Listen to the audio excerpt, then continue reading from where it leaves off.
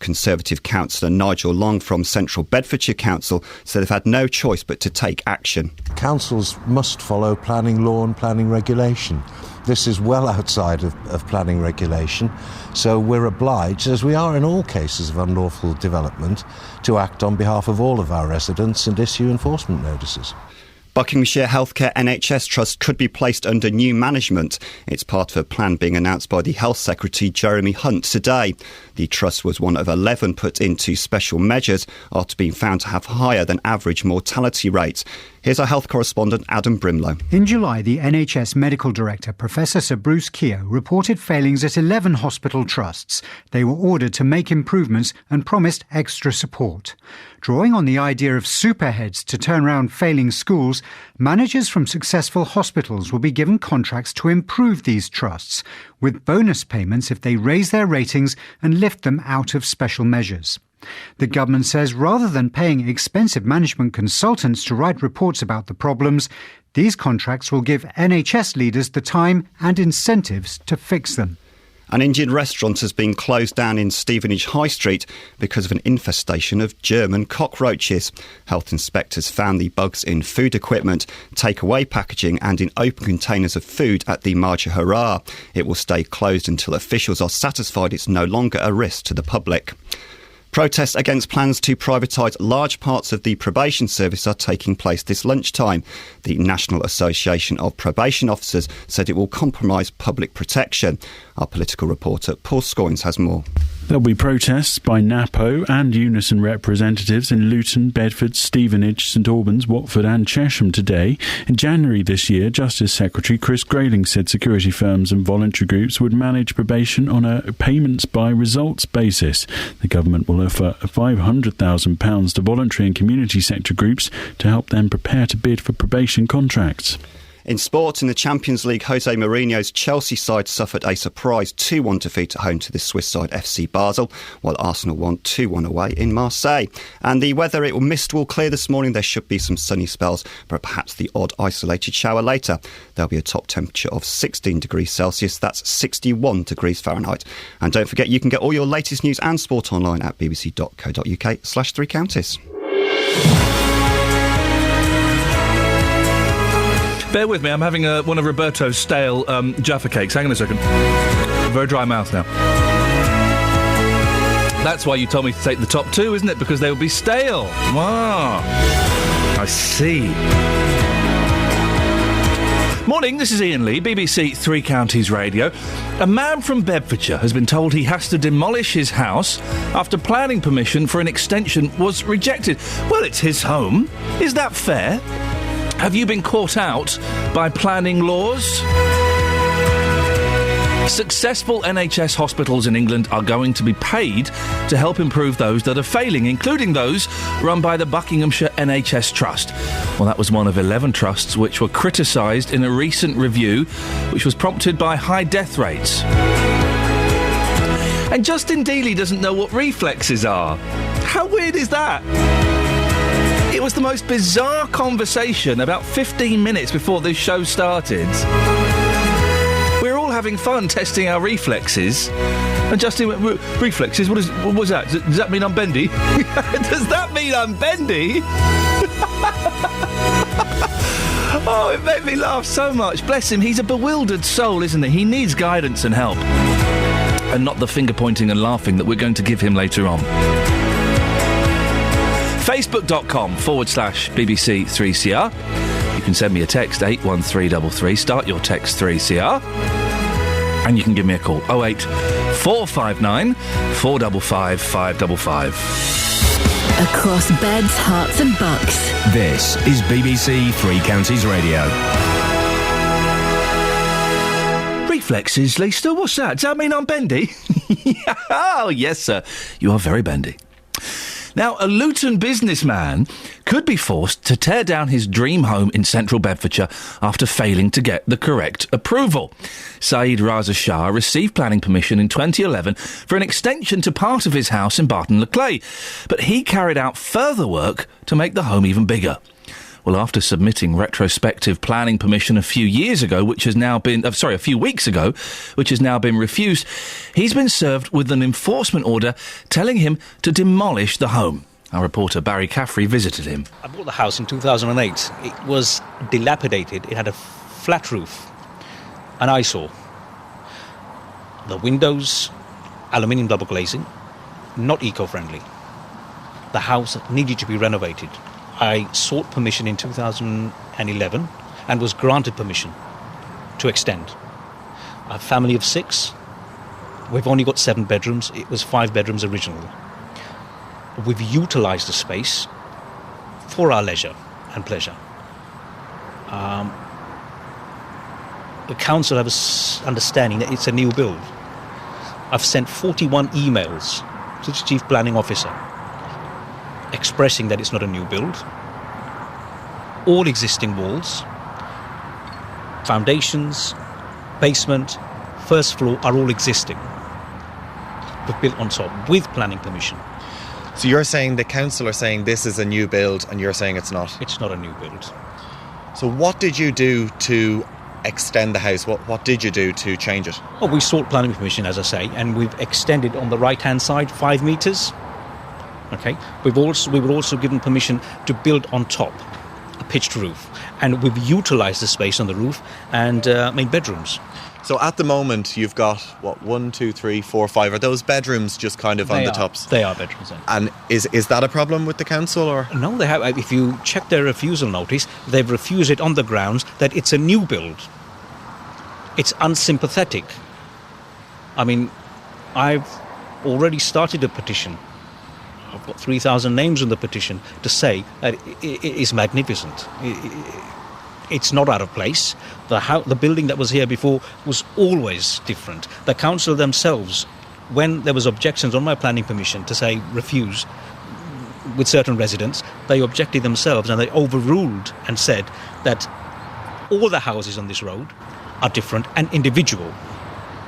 So I don't see how they are saying it's unsympathetic and it's too individual now. I haven't just crammed bedrooms in. It looks bigger than it is. It's only 7 bedrooms, just enough for my family. We've got 1 reception hall, we've got 1 lounge, we've got a gym, I've got a carport and a garage, a kitchen diner. And I don't see what the issue is. Why it's been classed as a new build and why they've taken such drastic actions. It's my family home. It's not fair. It's completely unfair. My children live here. We've been here for the last 5 years. I've been accused of, the green belt, blocking the green belt. I haven't blocked anything. The house was always grand. I've removed some bushes, which I intend to replace in front of the house. I've tried to be as friendly, environmentally friendly as possible. I don't see what the issue is. Well, that was Saeed Raza Shah speaking to our reporter Barry Caffrey. We're going to put the pictures of the house, the before and after, up on the Facebook page. We're just having a few technical problems. We've forgotten the password. That's what it is. We can't remember the password to get on there. They'll be up there shortly. I'll let you know when they are, because I'm keen to get your views on this. Have you fallen foul of planning application laws? They're tough. They are tough. And we got some work done on our house. The planning application, and there's the other one as well, the guy that comes round and has a look inside. He wouldn't pass it until we'd changed the light bulbs inside. Got to put halogens in there. Oh, flipping it. Can you not sign it off? Can't sign it off until you've done it. We'll do it. I'll do it today. Just sign it off. I'll be back in 3 weeks. Thanks a lot, man. But have you fallen foul of the planning application laws? Are they a little bit too rigid? Or do you have some sympathy for Mr. Shah, who is being told he has to pull it down? Well, we'll put the pictures up on Facebook in a few minutes, and after 7 o'clock I'll be speaking to Central Bedfordshire Council to find out exactly why they want this home demolished. But I'm keen to get your stories today, please.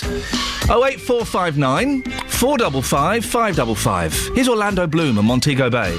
Bobby Bloom, sorry.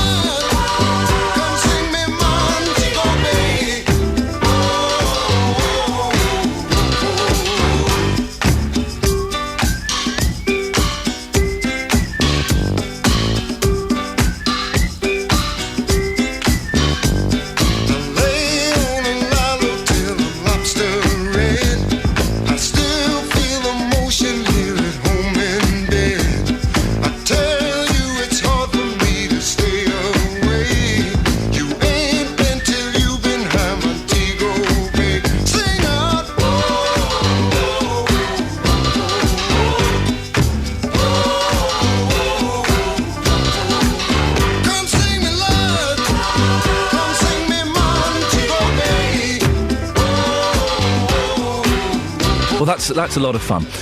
It's a fun track, isn't it? I can imagine people really enjoying that at, I don't know, a party or something. Yeah, having fun, having a few drinks and dancing. 08459 455 555. Phone up and let me know your problems or otherwise you've had with planning applications. Those rules are very, very rigid. You have to tell them exactly what you're going to do.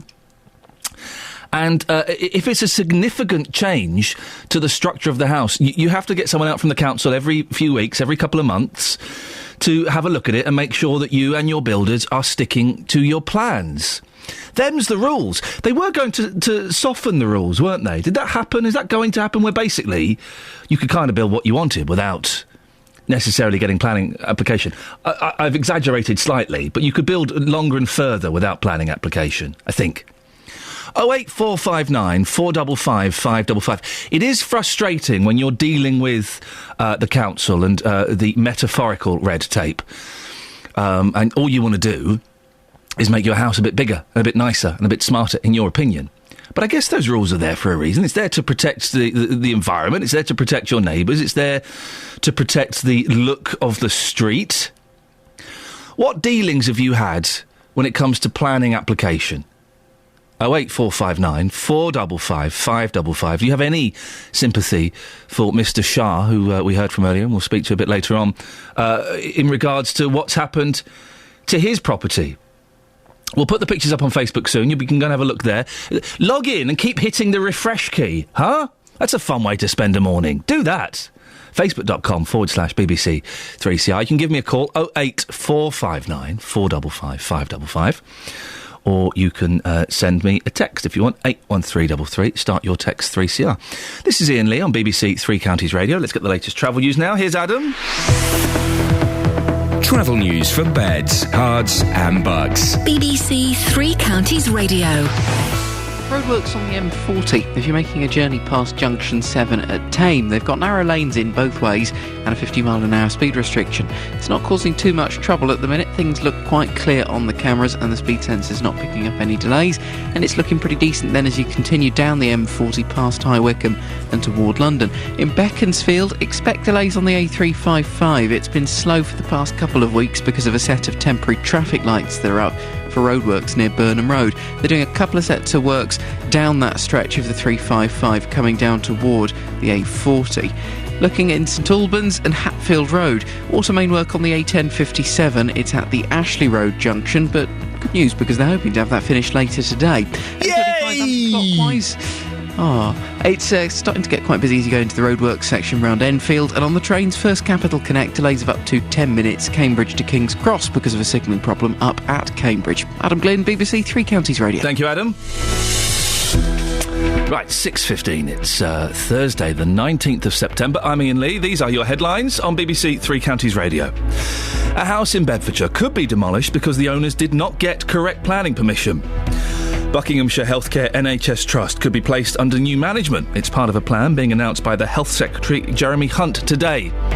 In sport, Chelsea suffered a surprise 2-1 defeat to Swiss side FC Basel in the Champions League, while Arsenal won 2-1 in Marseille. Coming up, probation officers across Beds, Herts and Bucks will protest today over fears the service is about to be sold off to private companies by the government. We'll also be finding out, well, does Justin Dealey have reflexes? BBC Three Counties Radio.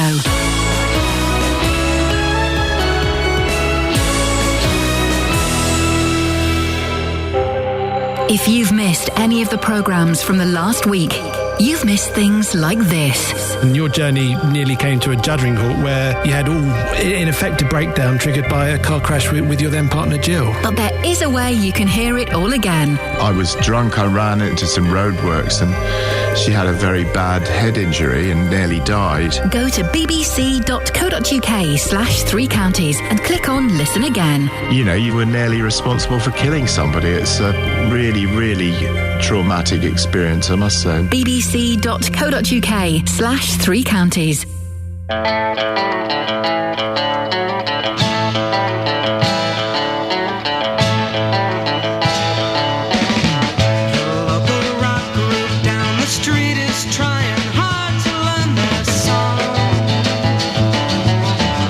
Serenade the weekend squad who just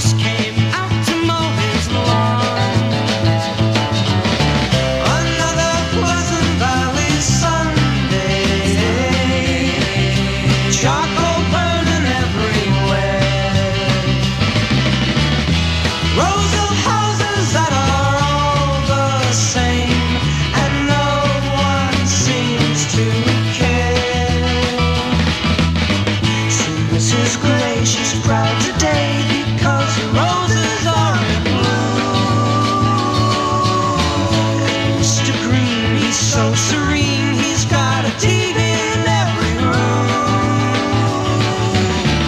Another Pleasant Valley Sunday. Here instead of Simbaland. Mothers complain about how hard life is, and the kids just don't understand.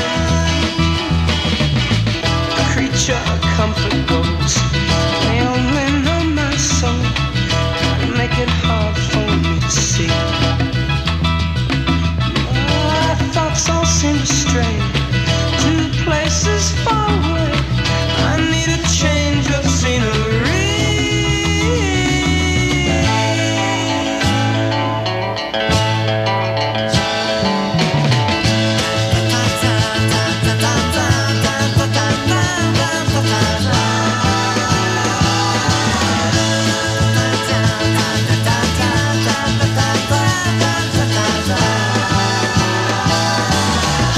Another Pleasant Valley Sunday.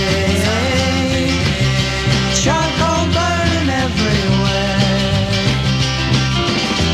Another Pleasant Valley Sunday. Here instead of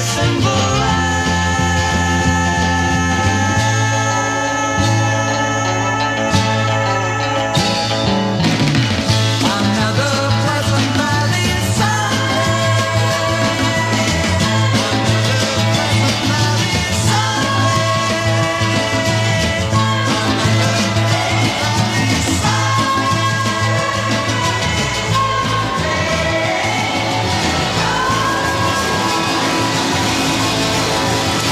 Morning, this is Iain Lee, BBC Three Counties Radio. Just been discussing Led Zeppelin with my producer Tara. She's very upset they're not on Spotify. I kind of went, huh? So? Who's losing out? Not me. Not me. I don't know any Led Zeppelin songs apart from the one that goes... Are you a big fan of Led Zeppelin, Justin? Stairway to Heaven, absolute classic, yes. As you know, I've never heard Stairway to Heaven, and it's my life's ambition is to never hear it as long as I indeed live. Well, you're a muppet. Well, no, that's really inappropriate. But I'm trying to find... I haven't got the echo. Someone's taken my echo. The only one I know is the one that goes...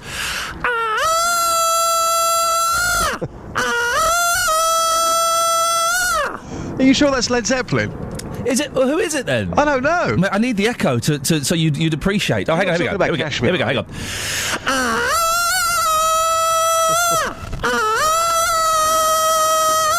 That sounds like a Sinead O'Connor song. Oh, well, that's rude. Justin Dealey. Yes. Don't start having a go at me, Sunshine.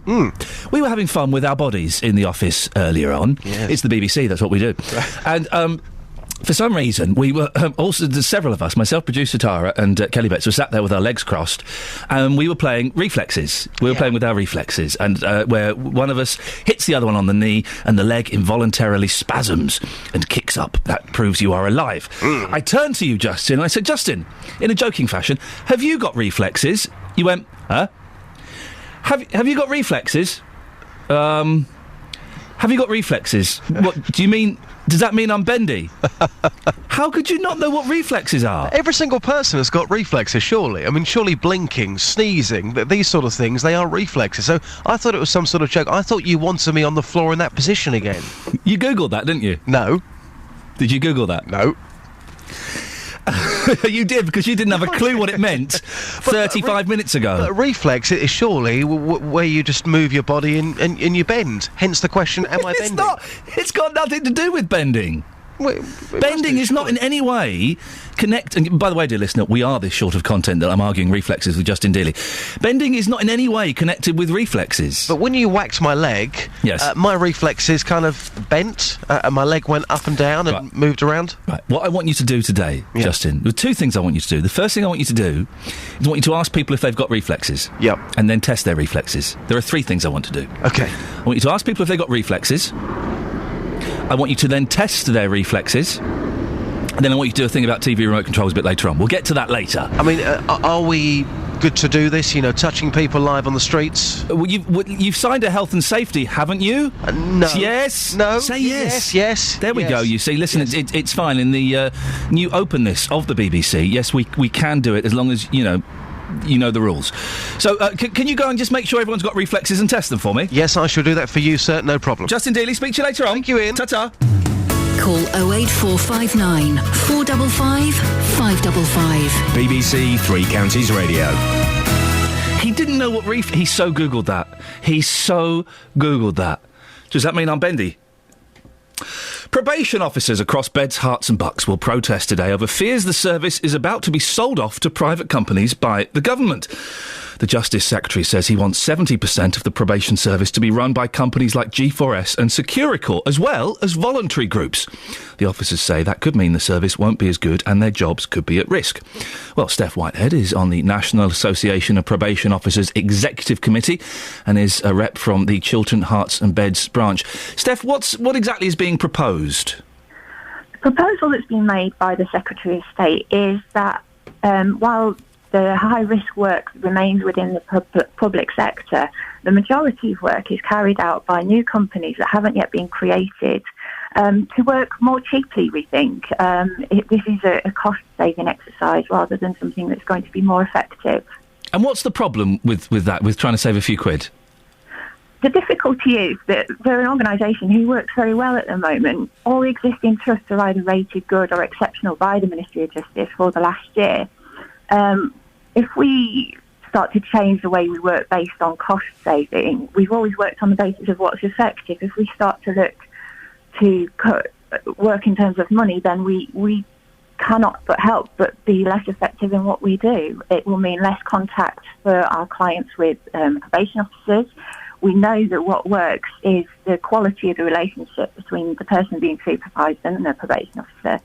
If people have more cases and less time to work with them, we'll be looking at new ways of working. It might mean that we introduce things like phone calls rather than face-to-face contact, or even things like biometric reporting, so people signing into buildings with, say, fingerprints, and they might not actually see their officer at all. And what effect do you think that would have on your clients, I guess is perhaps an appropriate word?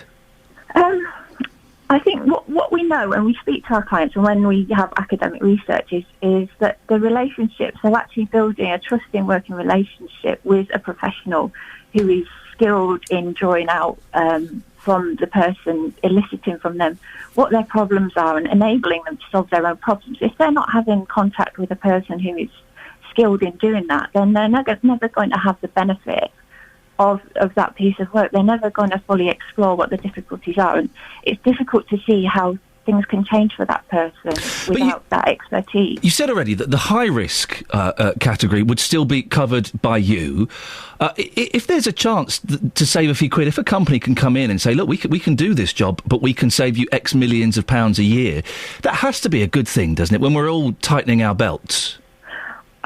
I can appreciate that. The difficulty I think we have is that they're not going to do the same thing. It's difficult to see how perhaps we can look at a 30% cut in budget.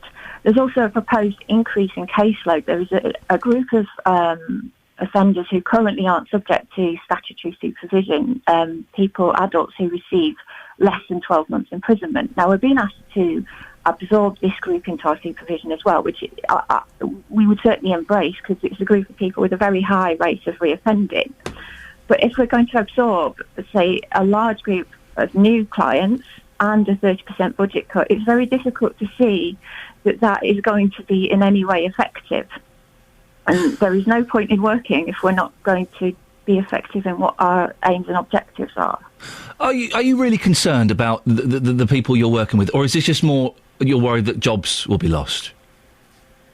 I mean, there will be job losses, and obviously there is a concern for our members, but our members are professionals who are very much committed to what they see as their vocation. They're committed, they believe in what they do.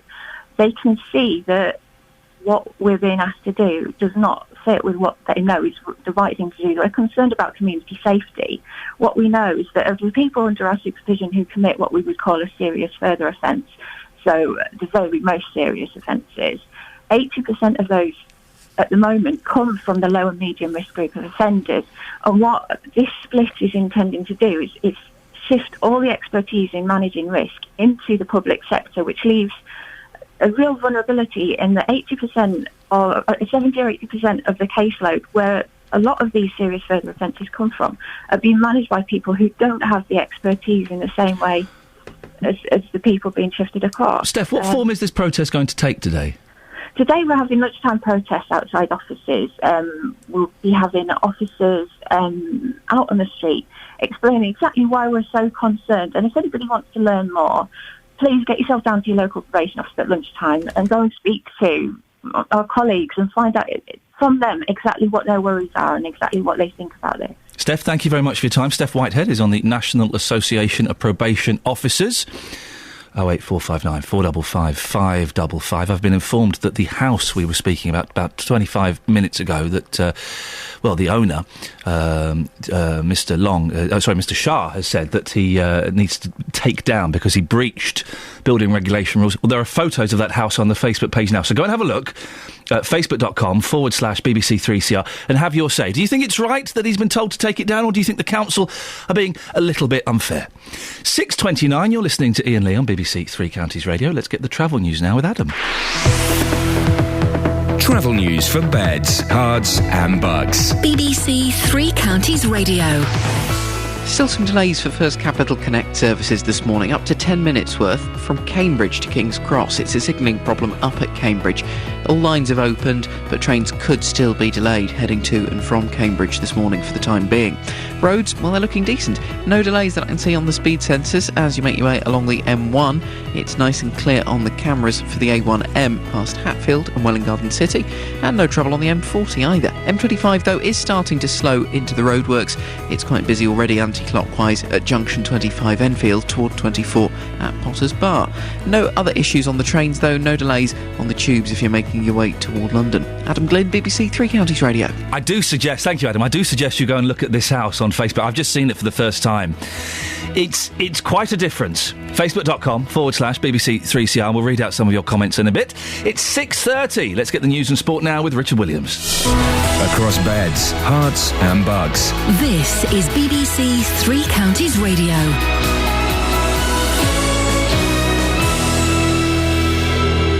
It's 6:30, the headlines. A Luton man could be forced to demolish his home because he did not get the correct planning permission.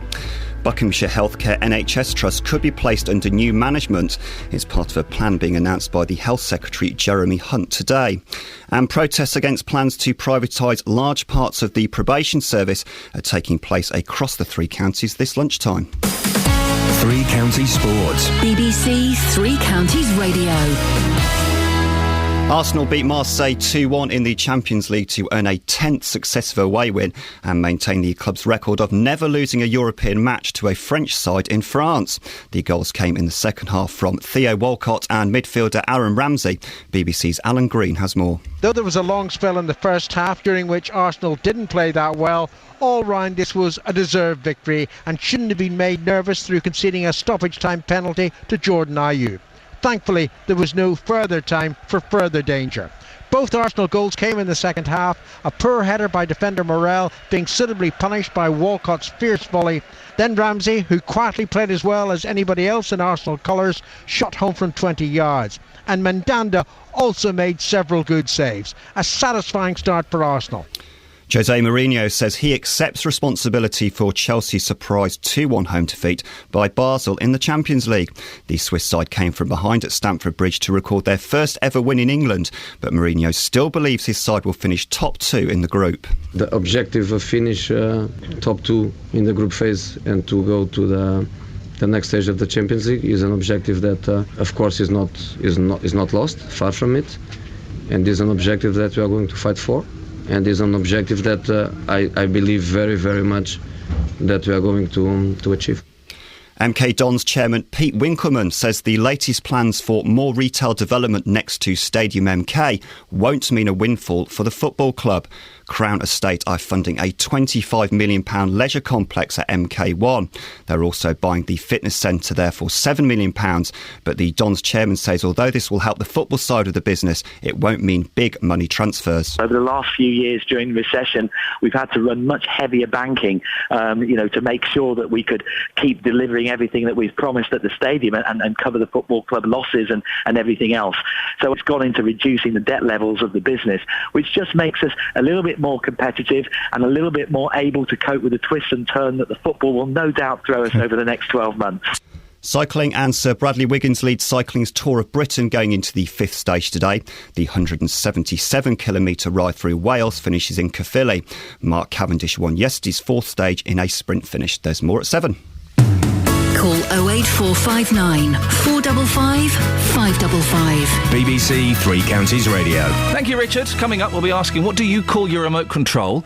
And we'll also be talking about hydrogen cars. Ooh, the future today. But before that, some of the best NHS trusts in England are to be partnered up with 11 failing trusts, including the one that covers Buckinghamshire, as part of a plan to turn their management around. The Health Secretary, Jeremy Hunt, will give more details later of how he hopes to deal with the trusts, who will put into special measures over concerns about higher than average mortality rates. Well, I'm joined by our political correspondent, Paul Rowley. Paul, good morning to you. How significant is this move? It's a shift in thinking. The inquiry, which was conducted after the scandal at Stafford Hospital initially, found major failings in 11 hospitals, of which, of course, one was in Buckinghamshire. Part of the problem in many of these hospitals is mediocre management. People on 6-figure salaries and yet no experience really on the ground in those hospitals. Not doctors or nurses. They're just some university-educated management consultants in many respects. When this has happened in the past, they've brought in people from this managerial class, as it were, to try to sort out the mess. The argument is it has failed. They may have the right academic qualifications. Few, Iain, have got medical qualifications. So the intention is to train out the brightest doctors, the brightest nurses who know the problems on the ground or by the hospital bedside, and get them in place. It's a similar idea to what's happened in the past in schools, where successful head teachers take over less successful schools. Does this amount to a change of policy? It does. There still will be, in some cases, some from the managerial class, as it were. But the aim is to get high-flying doctors this extra experience. Now, a lot of them may not want to do it. They want to be doctors and save people's lives. They don't want to be running around and looking at budgets and the like. So, you may find that a lot of people don't want to do this, even though it could be highly paid. But there will be a new leadership academy set up. I suppose it's a bit like a fame academy for doctors.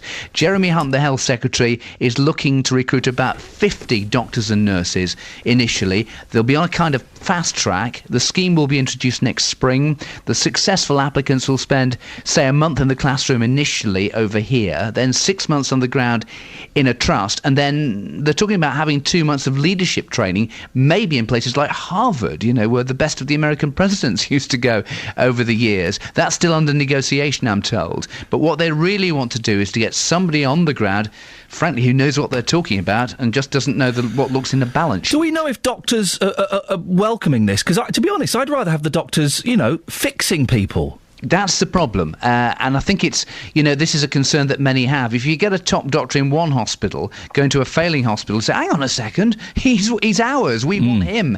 And that's the thing. And Labour is saying, why are you sending these people, abroad, for example, to Harvard? That's another argument. Now, I suppose there are a lot of holes in this, but the argument is, look, we have failed in the past, and people have moved around on top salaries from one trust to another, from one failing trust to another. This has to be addressed. So it's a new idea in many respects, but as you rightly say, I suppose it happens in management, doesn't it, Iain? Everybody wants to be on the radio or the telly. They don't want to be a manager in broadcasting, let's be honest. No, they don't in the slightest. So when can we see these changes come into effect? You mentioned spring of next year. Yeah, so effectively the scheme is going to be about 10 months in total, and it's going to cost a bit of money as well, £10 million. Now, of those who are saying, the Labour Party at the moment, their first look at it is saying, hang on a second, this is not the way to do it, because it means, as I say, not only are you taking people out of the game for the best part of a year, but then they could end up turning into management consultants and not being doctors anymore. So it's a difficult one. Do they return to the main job once they're finished? That's the other thing. I think in the end the danger is being sucked into it and turning out to be a manager that's probably just as bad as the rest of them. I wouldn't wish that on anybody, Paul Rowley. Thank you very much indeed. 08459 455 555 is the phone number. Facebook.com/BBC3CR. What do you call your remote control? There is a reason for this question. Have a think about it and I'll explain all in a second. Well, I know a man with no nothing in his hands, nothing but a rolling stone. He told me about when his house burned down and he lost everything he owned. He lay asleep for 6 whole weeks. They were gonna ask his mother to choose. When he woke up with nothing, he said, "I tell you something, when you're nothing, you've got nothing to lose." Now I got a hole in my pocket, a hole in my shirt, whole lot of trouble, he said. But now the money's gone, life carries on, and I miss it like a hole in the head. Oh, oh.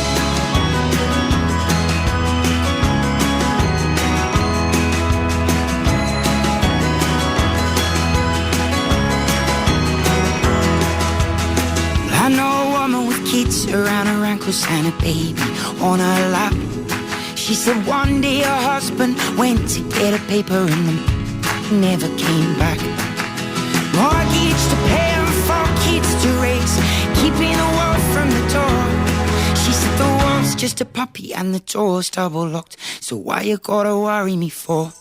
'Cause he left a hole in my heart, hole in a promise, a hole on the side of my bed. Oh, but now that he's gone, well, life carries on, and I miss him like a hole in the head. Well, sometimes you can't change and you can't choose, and sometimes it seems you gain less than you lose. Now we've got holes in our hearts, yeah, we've got holes in our lives.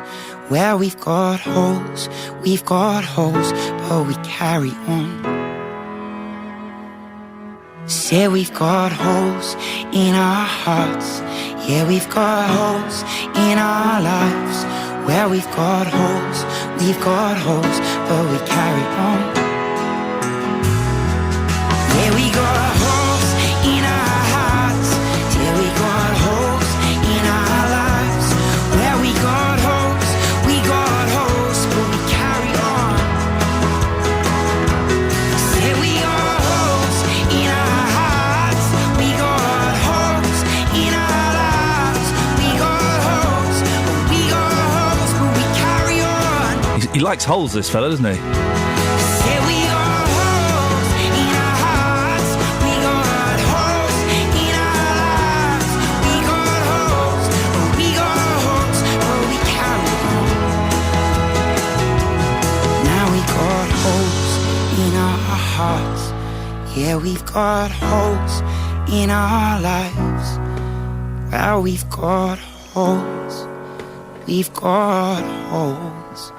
but we carry on.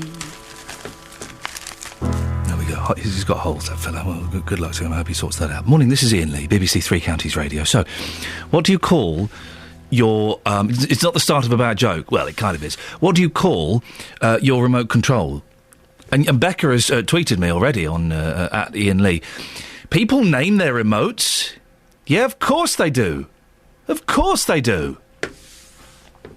I call mine the Magic. I used to call it the Remy Conch.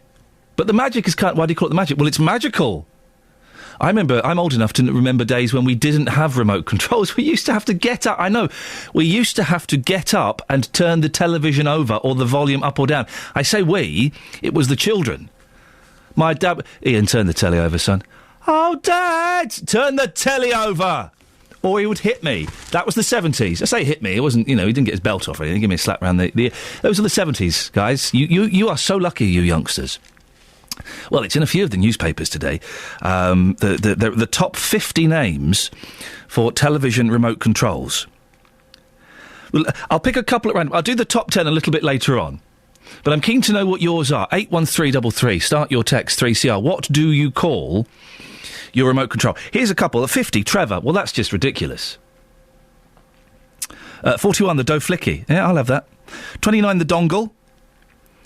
32, the Melly. Is that named after George Melly? The jazz critic and artist? Is it? I don't know. 08459 455 555. What do you call your remote control, and indeed why? Give you the top 10 a little bit later on. 23, the Wand. Yeah, that kind of type. 24, the Yeti. You kind of wonder what sort of person is dealing with that. 08459 455 555 is the telephone number if you want to give us a call on that. You can text as well, 81333. Start your text 3CR. We'll send Justin Dealey out on that in a little bit. But, Justin, we did send you out on a mission earlier on to go up to people in beds, hearts and bucks and ask them if they had reflexes. Yep. And then test them. Exactly. Have you done this? Yes, I have been doing that. You'll hear some more later on. But I spoke to Karen a moment ago. It was an interesting thing, this, Ian. This is what happened. Hey, good morning, Karen. How are you today? I'm good, thank you. Fantastic. What are your reflexes like, Karen? Good, I think. Yeah? I think so. It's a bit early, though. It's very, very early in the morning. Now, if I was to touch your leg, can I just confirm again that you're not going to sue the BBC? No, I'm not going to sue the BBC. Yeah, these are tough times right now. Yeah, there are people around. It's okay. Okay. So, I'm going to touch your leg, and let's see what happens next. Here we go. I'm going to test your reflexes. Okay. Here we go. Just below the knee. Yes. Ooh! Tell us what happened there. Oh, involuntary movement of the knee, I think you'll find. Your leg just suddenly moved. It was going at a lightning pace, wasn't it? Yeah. So your reflexes are pretty good then? Yeah, definitely. Fantastic. Thank you very much. Look out, Luton. There you go, Ian. Reflexes good so far on the streets. What I heard...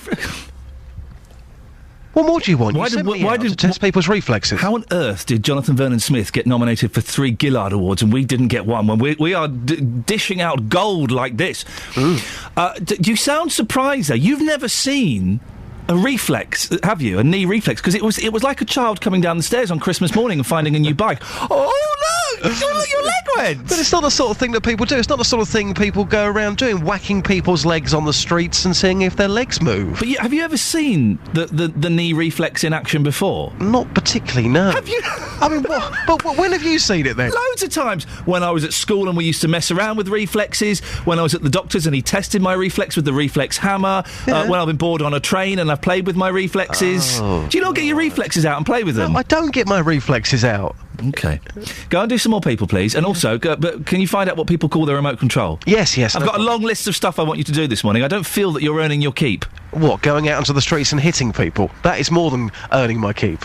Justin, speak to you later on. Thanks, Ian. Ta-ta, 08459 455 555. Travel news for beds, cards and bugs. BBC Three Counties Radio. Southbound M1 starting to slow up a little as you go past Luton at junction 10 towards 7 at Hemel Hempstead. So on the run down toward London, already starting to slow a bit. The A1 along the Barnet bypass into London is slow southbound through Boreham Wood from Stirling Corner toward Mill Hill Circus. Traffic's pretty heavy on the cameras around there. M25 anti-clockwise still very slow. It's gradually getting busier as you go into the roadworks. Junction 26 Waltham Abbey to 25 at Enfield. And on the trains, First Capital Connect now reporting normal service has resumed Cambridge to King's Cross after the signalling problems early this morning at Cambridge. Adam Glynn, BBC Three Counties Radio. Thank you very much.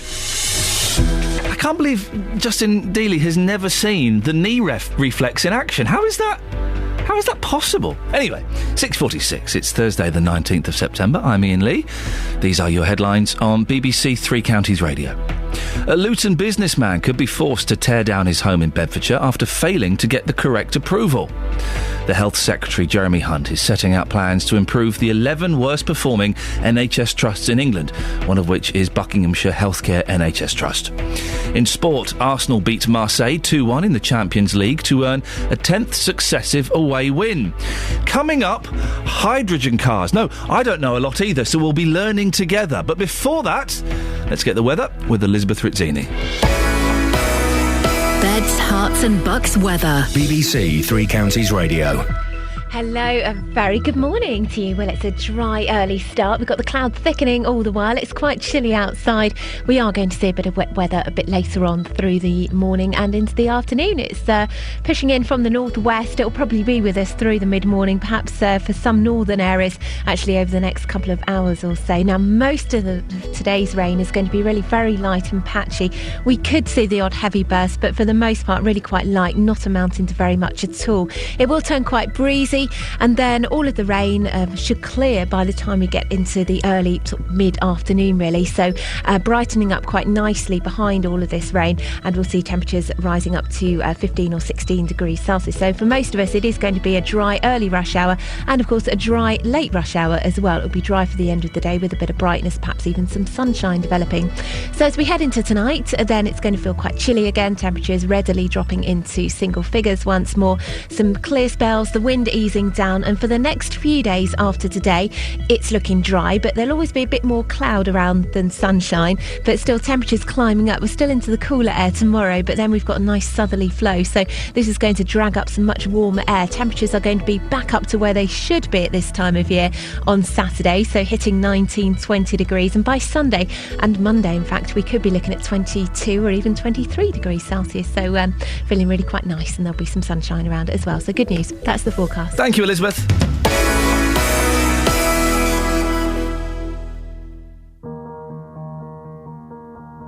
Take it all back, all that I said, it comes out too fast. So I just couldn't help the way that I felt. I started the fire, watching you walk, I followed you there, standing too close, it's hurting. I pictured the words, the warmth of your breath. I started the fire, it's burning. And it feels like jealousy.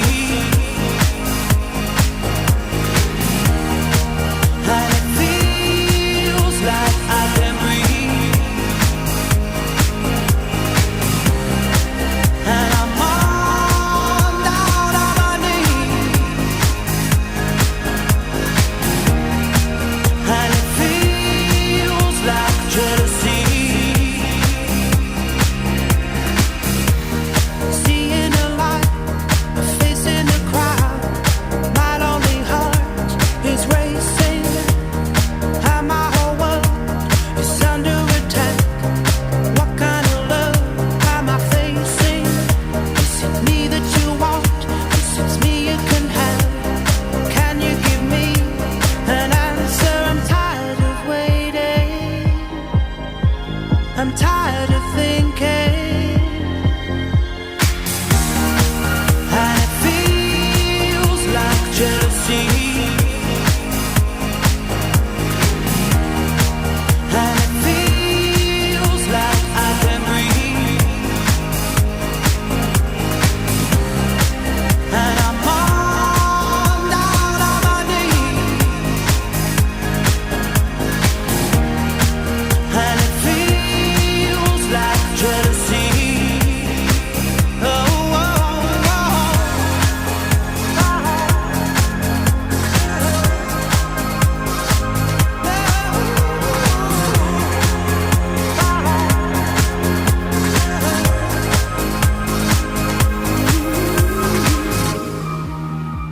I'm tired of waiting.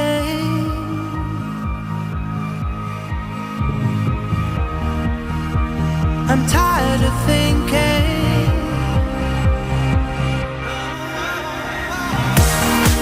And it feels like jealousy. Oh, and it feels like I can breathe. I can breathe. And I'm down on my knees.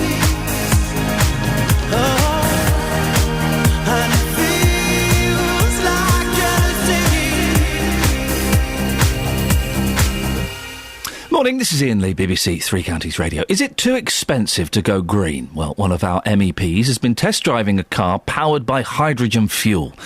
Vicky Ford seems to be quite smitten by the idea and is now calling for more EU funding into scientific research into it. Cars made by Toyota will be on the market by 2015, costing, get this, between £30,000 and £60,000. I'm fine, thanks very much. Would you pay that much for one?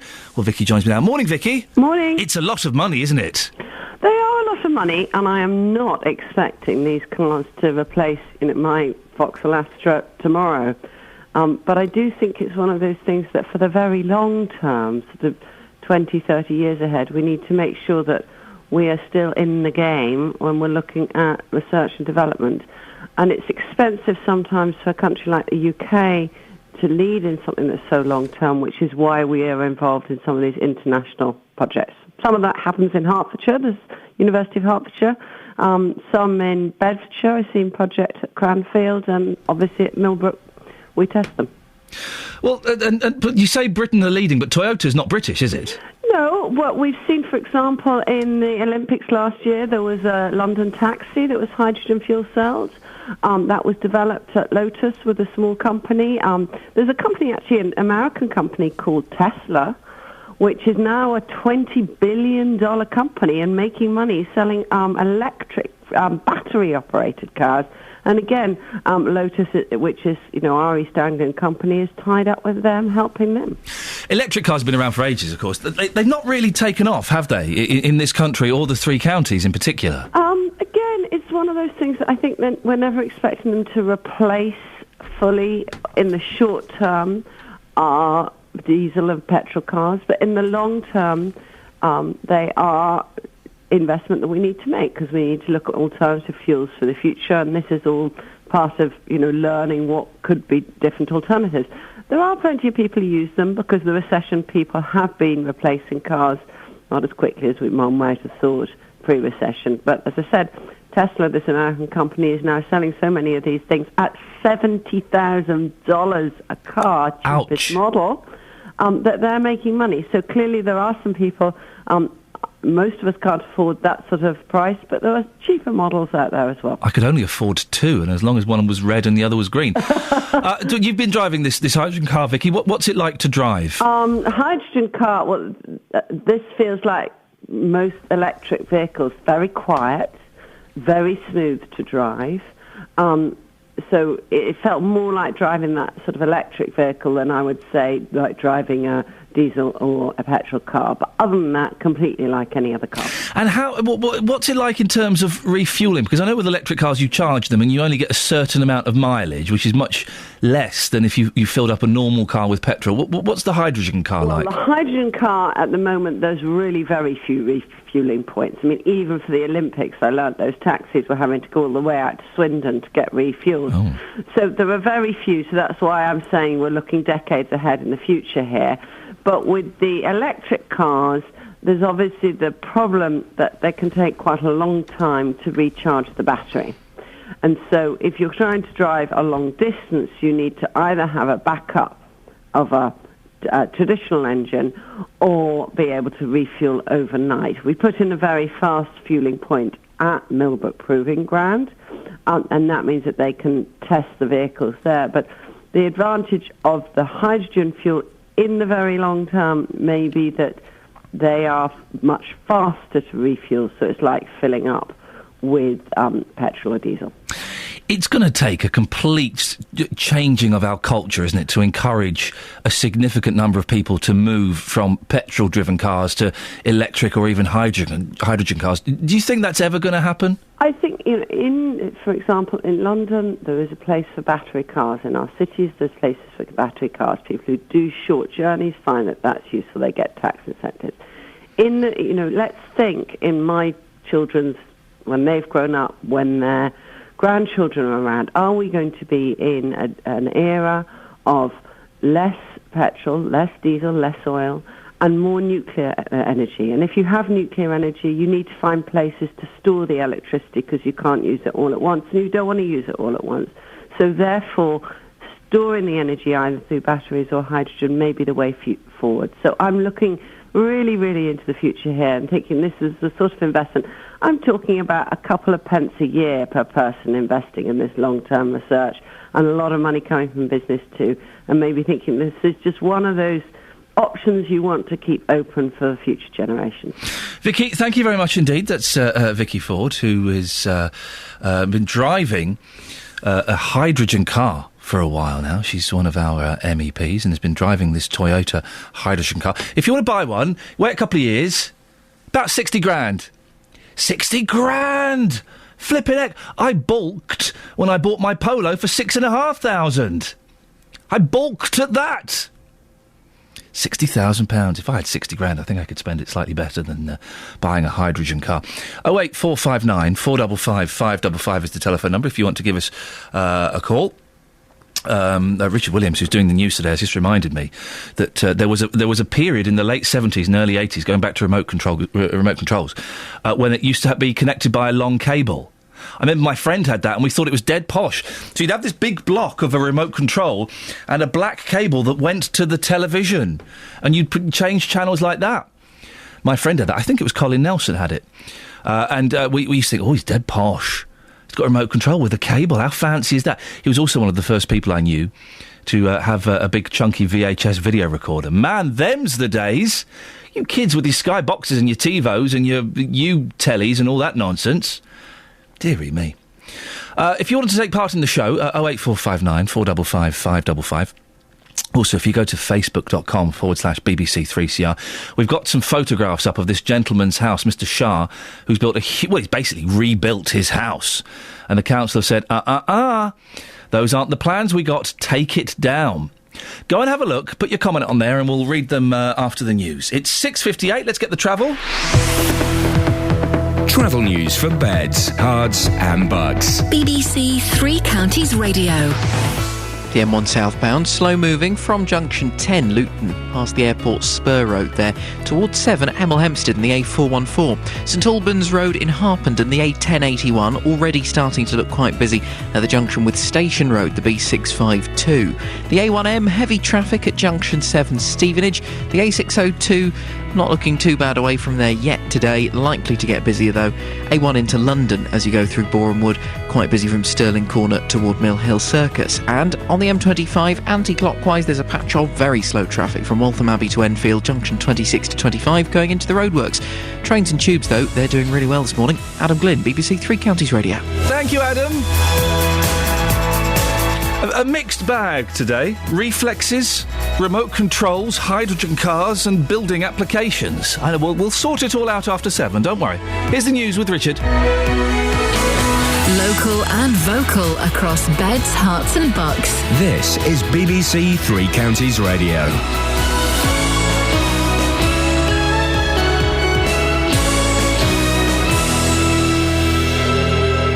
It's 7 o'clock, I'm Richard Williams. The headlines: home to be demolished in Bedfordshire, new measures for Buckinghamshire NHS Trust, and demonstrations against probation privatisation. BBC Three Counties Radio. A house in Barton-le-Clay could be demolished because the owners did not get the correct planning permission. Saeed Raza Shah insists he did follow the right process to extend his home, but Central Bedfordshire Council say it's a new build that required different permission. An enforcement order requiring the home to be demolished has now been issued. Conservative councillor Nigel Long says he has little sympathy for the owner. We've been talking to Mr Shah since this began, so Mr Shah has been aware that this was unlikely to get a retrospective planning permission, but he went ahead anyway and sought a...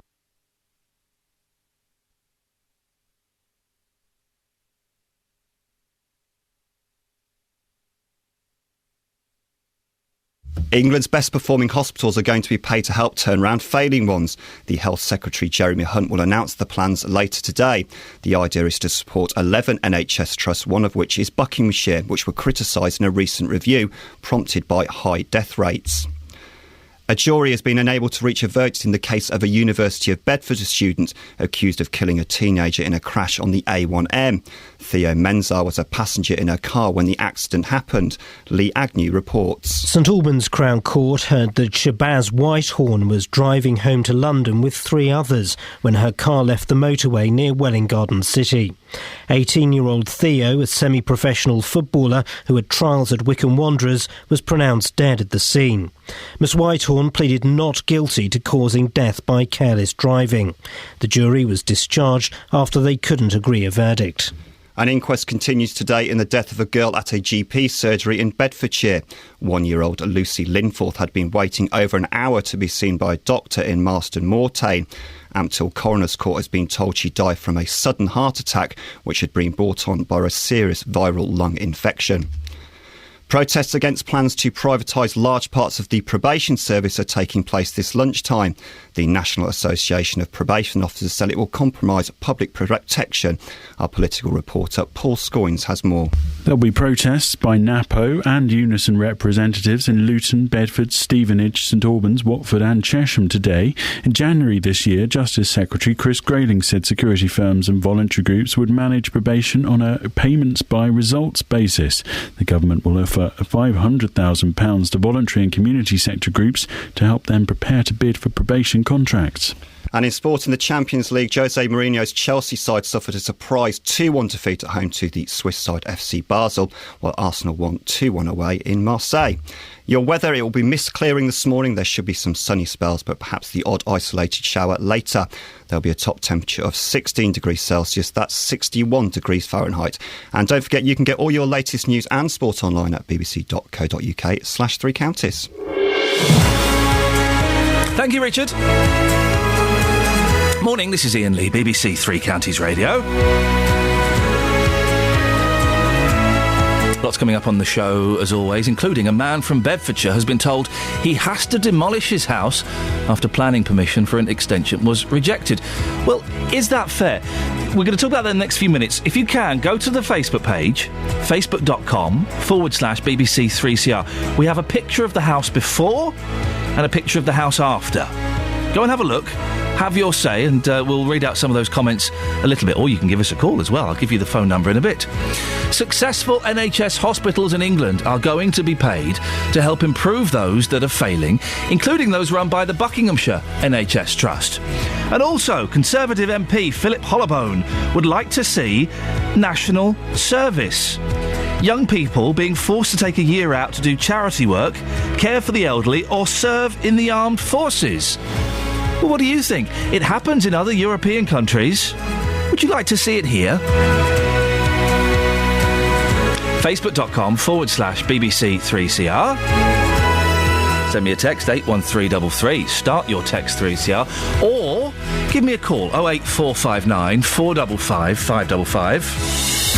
Across beds, hearts and bucks. This is BBC Three Counties Radio. My initial reaction when the prospect of national service is introduced is, oh, no. But then part of me kind of thinks, it works. Well, some of my Greek relatives perform national service. I was going to say it works, but it's sort of quite corrupt. And if you know somebody in the army, or you know somebody in Parliament or local government, you get quite a cushy job. One of my cousins got to guard a museum for a year. I mean, really? We'll talk about that more, about that a little bit more in a bit. 08459 455 555. But before that, a Luton businessman could be forced to tear down his home in central Bedfordshire after failing to get the correct approval. Saeed Raza Shah received planning permission in 2011 for an extension to part of his house in Barton-le-Clay, but he carried out further work to make the home bigger. After submitting retrospective planning permission a few weeks ago, which has been refused, he's been served with an enforcement order telling him to demolish the home. Well, our reporter Barry Caffrey went to visit him. I bought the house in 2008. It was dilapidated. It had a flat roof, an eyesore. The windows, aluminium double glazing, not eco-friendly. The house needed to be renovated. I sought permission in 2011 and was granted permission to extend. A family of 6. We've only got 7 bedrooms. It was 5 bedrooms originally. We've utilised the space for our leisure and pleasure. The council have an understanding that it's a new build. I've sent 41 emails to the Chief Planning Officer expressing that it's not a new build. All existing walls, foundations, basement, first floor are all existing. We've built on top with planning permission. So you're saying the council are saying this is a new build and you're saying it's not? It's not a new build.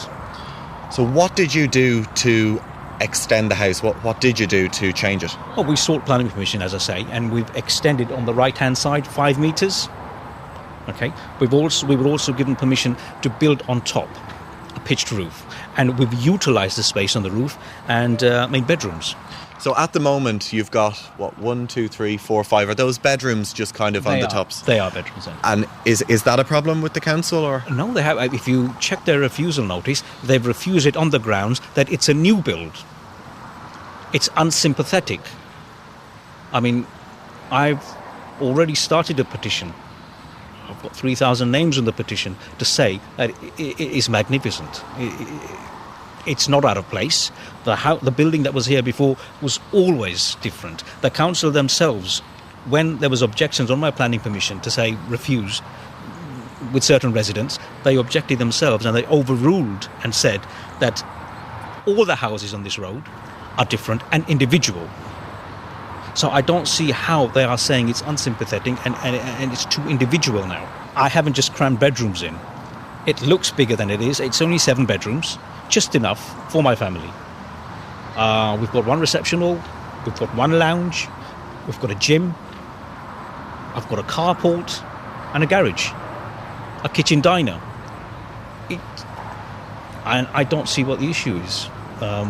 Why it's been classed as a new build and why they've taken such drastic actions. Well, that's Saeed Raza Shah speaking to our reporter Barry Caffrey. Go and look at the pictures on facebook.com/BBC3CR and give us a call. Let me know what you think. 08459 455 555. Well, I'm joined now by Councillor Nigel Young from Central Bedfordshire Council. Morning, Nigel. What's the problem here? Well, I just heard Mr. Shah speaking. Of course, I think what he didn't say was that Central Beds Council have been working with him for a considerable amount of time to try and have him follow the original planning permission, which was granted to him for an extension to the existing property. And to get into context, the difference between the two properties, the granted planning permission increased the floor space by approximately 45%, and the building that's been constructed has increased the floor space by 200%. So we didn't just quickly refuse or without guiding Mr. Shah through this process. How does the process work, Nigel? Is it that an architect draws up plans that then get sent to the council and they say, well, yes, you can do this bit, no, you can't do this bit, and it goes back and forth until you've both agreed on the design? Is that how it works? Yes, that's almost exactly correct. The plans are submitted, and plans were submitted, and Mr. Shah was granted permission for an extension, which was actually for a single-storey side extension, a roof alteration with rear dormer windows. And of course, I think looking at the photos, which I'm looking at now on your Facebook site, the building that's come out, which we told Mr. Shah during construction was inappropriate, is very, very substantially larger than the planning permission granted. So it wasn't a case of Mr. Shah finished and you sent an officer to look at it and go, well, hang on, that's not what we said. All through the process, you're claiming that the council was saying to him, Mr. Shah, this does not fit in with our plans. That's it. Well, the plans he submitted. The plans he submitted. Exactly right, Iain. Exactly right. He claims that the problem is that you're saying it's a new build. What's that all about? Well, it's kind of the difference between taking the existing shell and putting a small extension on it, and the very, very extensive renovations. For instance, the turreted circular piece at the front of the building, the balconies that are here, the large dormer windows on the roof. It's become a new build around, I assume, the shell of the old building. When Mr. Shah was told during construction that this wasn't appropriate and wouldn't pass the regulations, what did he say? What was his response? Well, to be fair, I wasn't involved with Mr. Shah throughout this process. It was planning officers, and our enforcement officers would work with him throughout the process until eventually they were forced to issue an enforcement notice. He has put a retrospective application in for this building, but that has been refused. And of course, I think what Mr. Shah will do now, if he's not already done it, he will appeal that decision, and he'll take the enforcement notice to a planning inspector who will decide whether or not he must remove the building. And how likely do you think it is he will be forced to remove that building?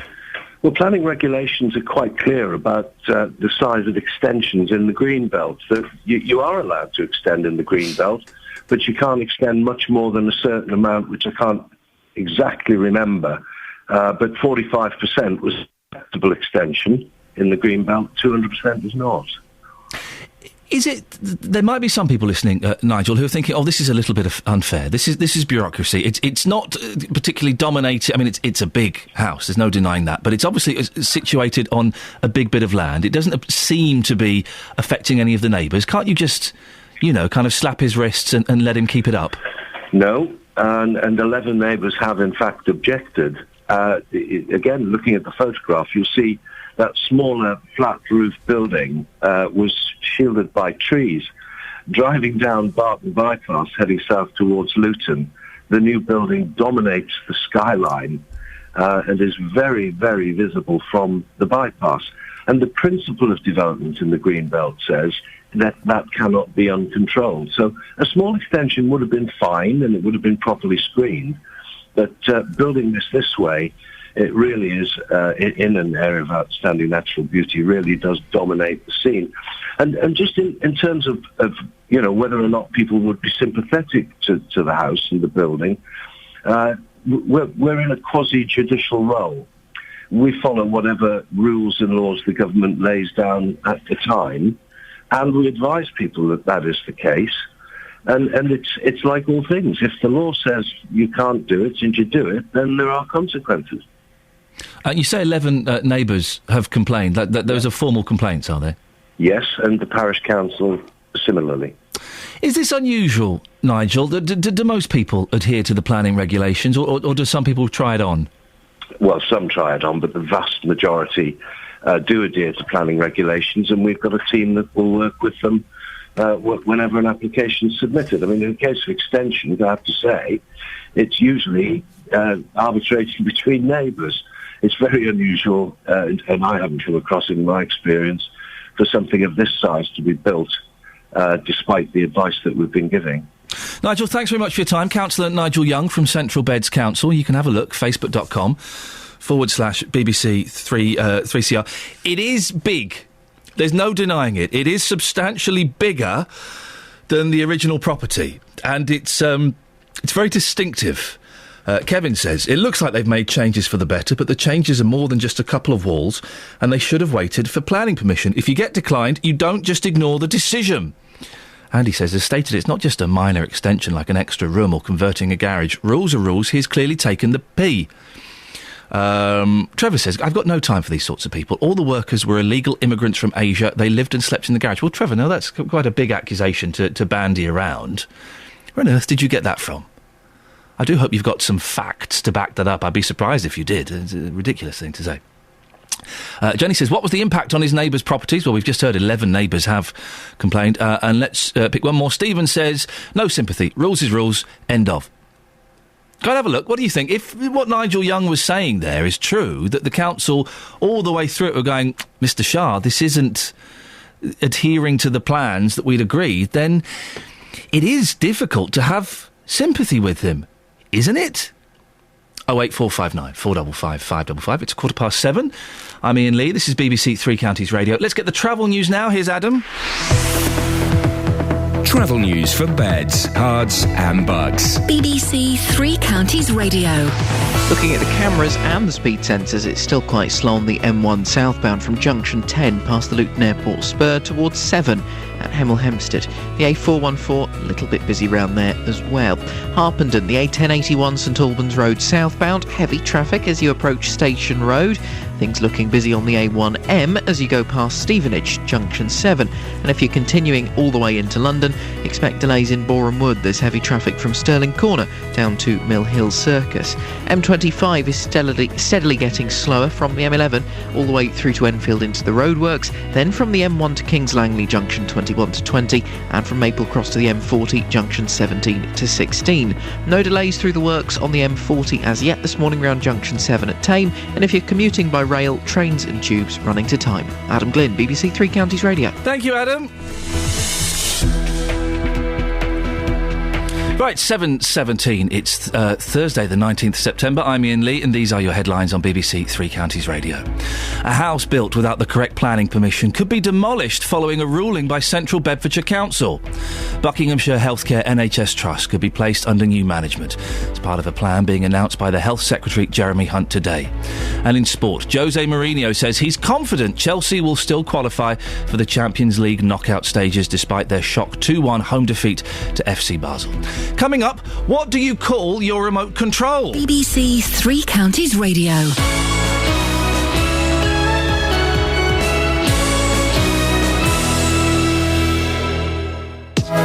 Saturdays on BBC Three Counties Radio are about 6 minutes past 6, starting your Saturday morning. Let's get stuck straight into the news. Memories. Let's begin with the UK charts from this day. 1980. Food. My Weekend Kitchen brings you delicious, simple recipes for you to make at home. Sport. Live commentary every week from your local team. And local unsigned music. BBC introducing bringing new local music to beds, hearts and bucks. For full programme details, go online to bbc.co.uk/Three Counties. Saturdays on BBC Three Counties Radio. 08459 455 555 is the telephone number. If you want to give us a call, you can go to facebook.com/BBC3CR as well. We're talking a little bit about national service as someone has called for it to be introduced. We'll get there in a little bit. Before that, though, Justin Dealey. Hello, boss. So this morning we're in the office, we're having a little bit of banter, we're crossing our legs and we're playing with our reflexes. It's a fun game. And I said to you, Justin, have you got reflexes? Huh? Reflexes? Have you got reflexes? It's a joke question. We've all got them. Yeah. And you going, what, does that mean I'm bendy? Yeah, genuinely, I did actually say that earlier on this morning because I thought it was a weird question to ask because every single person has got reflexes. So I thought you wanted me again in a certain position on the floor to take photographs and make fun of me. You didn't, Justin. You didn't know what reflexes meant.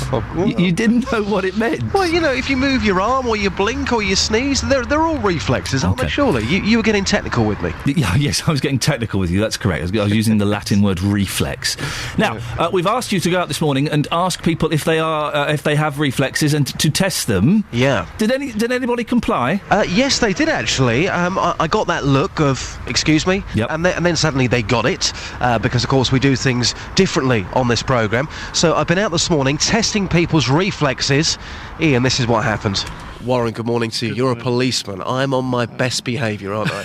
always, yes. So, Iain Lee has sent me out this morning. He wants to know if your reflexes are any good. Oh, I'd like to think so. Yeah, OK. Now, I'm about to touch you somewhere on your body. Where is the best place to touch you to get some reflex movements?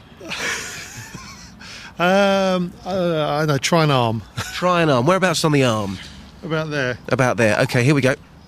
Ooh, again, you moved, didn't you? I did. I'll do it again. Yeah, ooh. Yeah. Not bad, eh? Good reflexes, then. Thank you. Great stuff, thank you. Right, take care.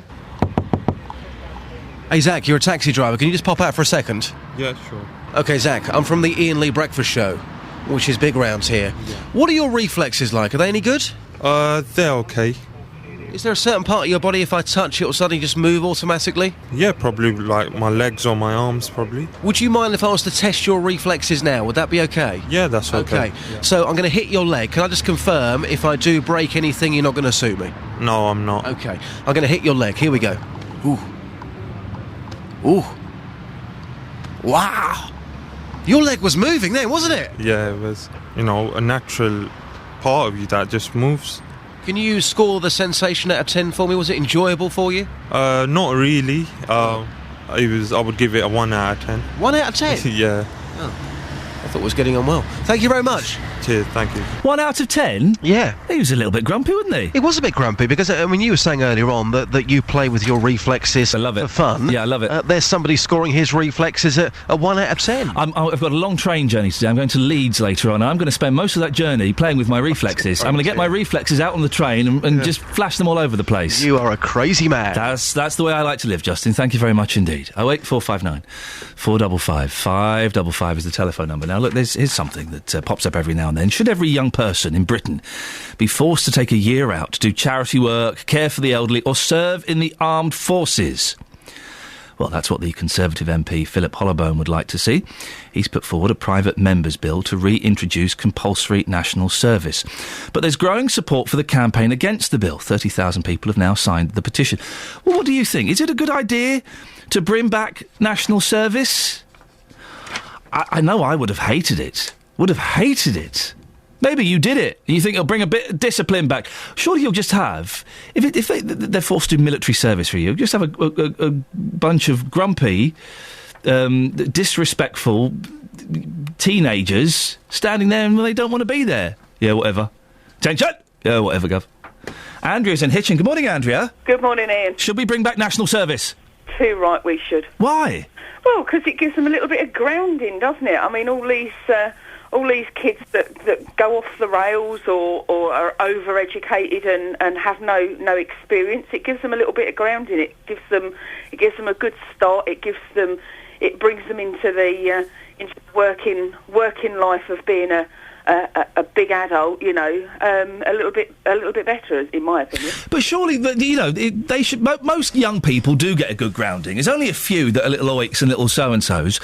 And if they get sent into military service for a year or something similar, they're not going to do as they're told, are they? You can't make them do as they're told, or can you? Well, I would beg to differ. Having seen friends that have gone into the armed forces that have been little oiks, and they've come out fine young people.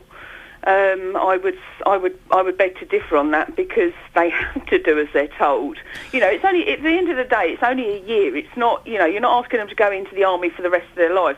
And those said oiks, that might be a way of them actually finding something that is a good job for them in the future that they actually thoroughly enjoy. Are you only saying this, Andrea, because, in no disrespect, you're too old for it to apply to you? Would you like an enforced year in the military? No, I'd have done it. We went on holiday a few years ago to Turkey, and you know you get chatting with the waiters and the waitresses, and they have to do. I think it's 3 years. I think they have to do in the services, and what a fabulous idea. Andrea, thank you very much indeed. Well, we'll be speaking to Conservative MP Philip Hollowbone, who's put forward this idea a little bit later on in the programme. Keen to get your thoughts. 08459 455 555. Is it really a good idea?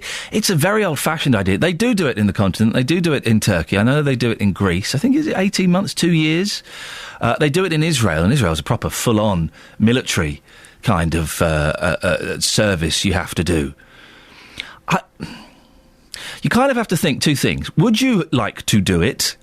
And would you like your children to do it? And for me, the answer to both of those questions is no. No.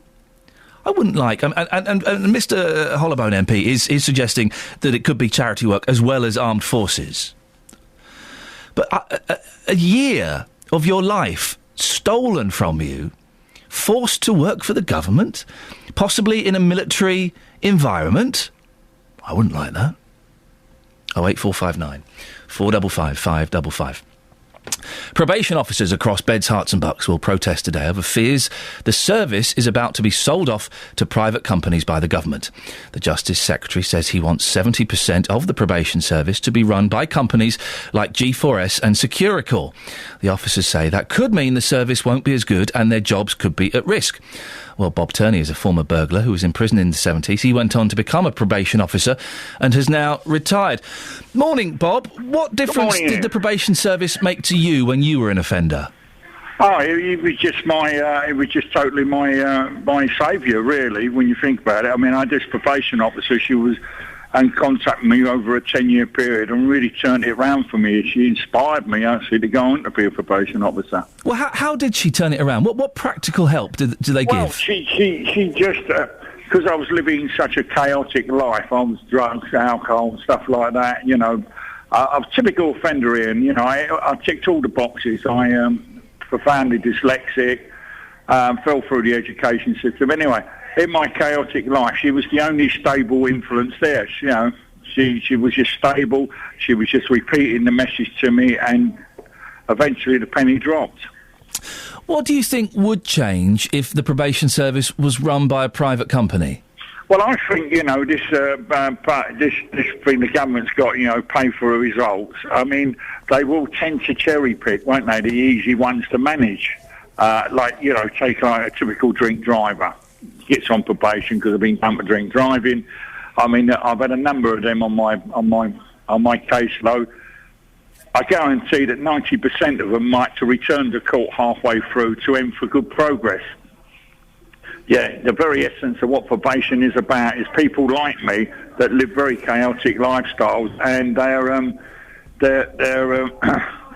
they need a lot of attention. They need a lot of work done on. But we would be classed as failures, So you're concerned that if it's a pay, you get paid or you get bonuses if you're successful, that some of perhaps the more challenging clients would be ignored.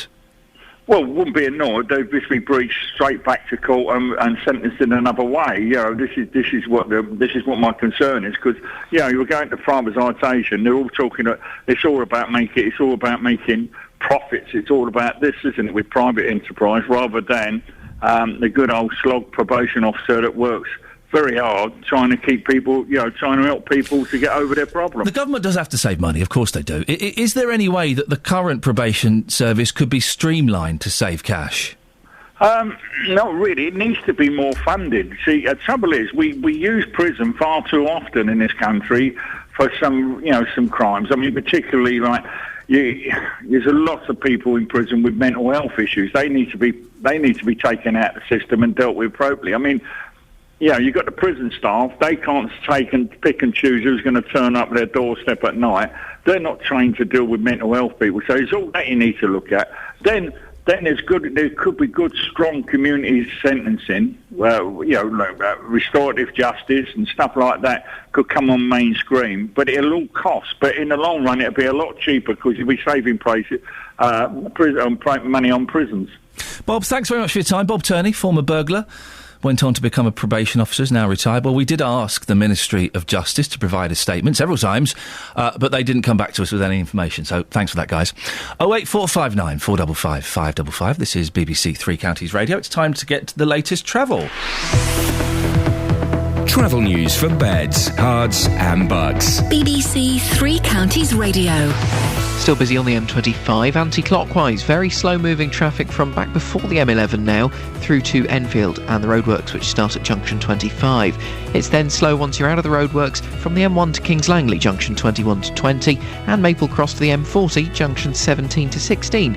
There are delays on the A1M with heavy traffic past Stevenage at junction 7, and into London on the A1 from Boreham Wood at Stirling Corner to Mill Hill Circus. It's also looking quite slow on the M1 southbound from the Luton Airport spur toward junction 7 at Hemel Hempstead, and in Harpenden heavy traffic on the St Albans Road, the A1081. It's southbound as you go past Station Road, the B652. Speed sensors not picking up any other major issues. The A414 is moving well. No trouble so far this morning on the M40. A little bit slow through the roadworks in Beaconsfield on the A355. There are some temporary traffic lights up at Burnham Road as you come down toward the M40. Adam Glynn, BBC Three Counties Radio. Across beds, hearts and bugs. This is BBC Three Counties Radio.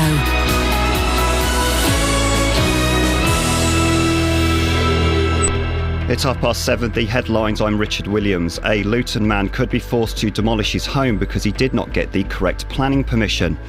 Buckinghamshire Healthcare NHS Trust could be placed under new management today. It's part of a plan being announced by the Health Secretary Jeremy Hunt. And protests against plans to privatise large parts of the probation service are taking place across the three counties this lunchtime. Three Counties Sports. BBC Three Counties Radio. Arsenal beat Marseille 2-1 in the Champions League to earn a 10th successive away win and maintain the club's record of never losing a European match to a French side in France.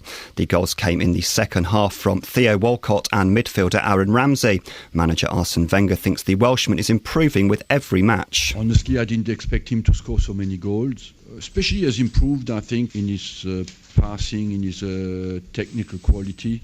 Scoring, is a bit cyclic. You have moments, periods where it goes in, periods where it doesn't go in. But for me, the most important is the quality of his game.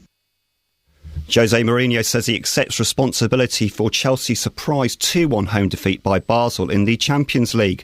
The Swiss side came from behind at Stamford Bridge to record their first ever win in England, but Mourinho still believes his side will finish top 2 in the group. The objective of finish top 2 in the group phase and to go to the next stage of the Champions League is an objective that, of course, is not lost, far from it, and is an objective that we are going to fight for.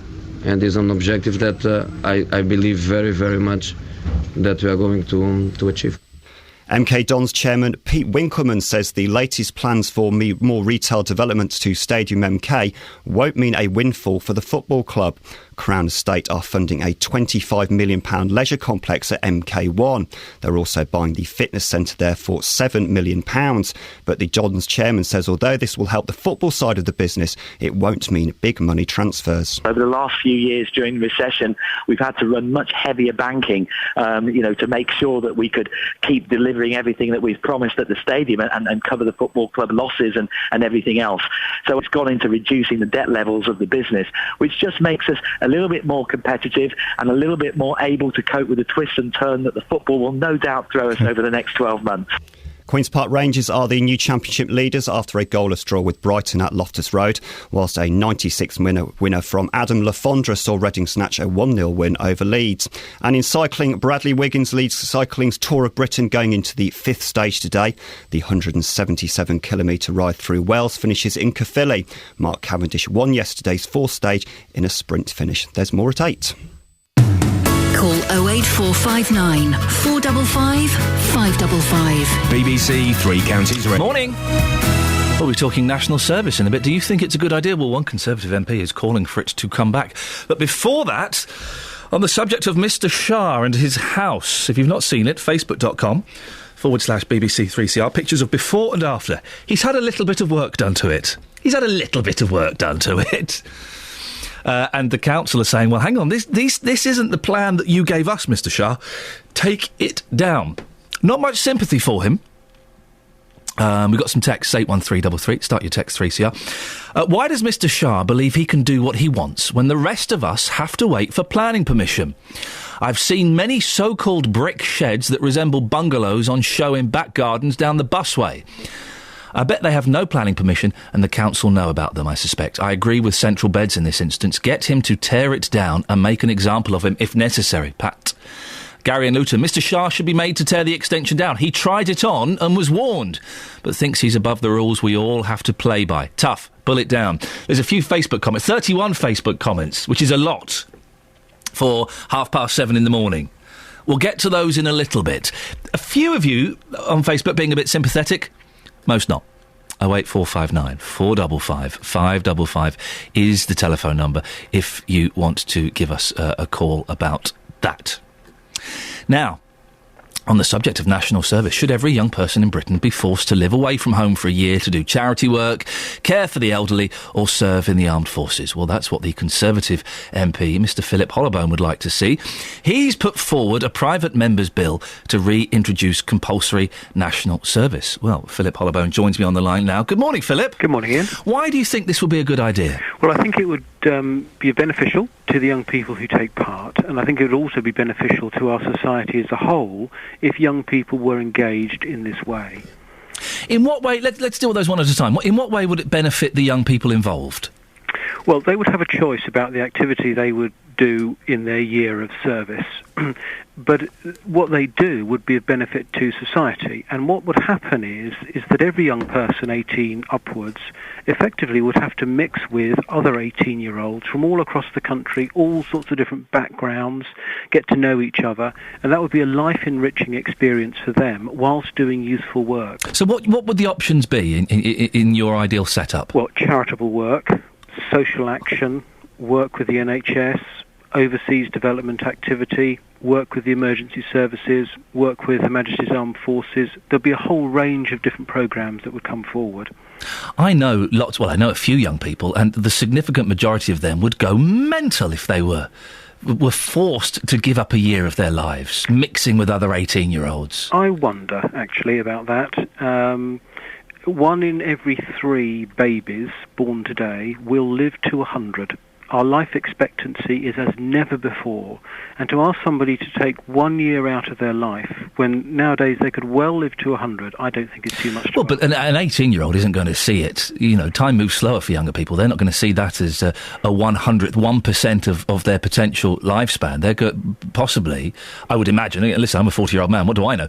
But they are possibly going to see it on an infringement of their civil liberties, to be forced by the government to go and do something that perhaps they're not that keen to do. Have you spoken to many 18-year-olds about this? Well, I speak to lots of 18-year-olds all the time, and in return for their year of service, they would have a lifetime tax break on their income tax bill, so there'll be an ongoing benefit throughout their life. So there is kind of a carrot before the donkey. What would the tax break be?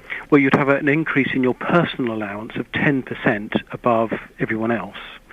But I think the thing is, if you talk to people who've done national service, most of them will say to you that it was a life-enriching experience for them, and they got a lot out of it, and they don't regret having done it. What would be the punishment if people refuse to partake in this compulsory national service? Well, that would have to be decided. I don't know what the punishment would be. There'd have to be a punishment if you're going to make this compulsory. But you mentioned there the carrot.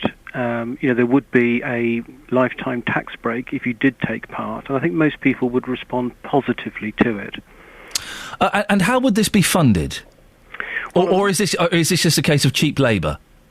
Well, no, a lot of it would come out of existing budgets. So, for example, I think a very popular option in the scheme would be overseas development activity. Young people going abroad to do work in impoverished nations. Now, a lot of that money would come from the UK's existing overseas aid budget.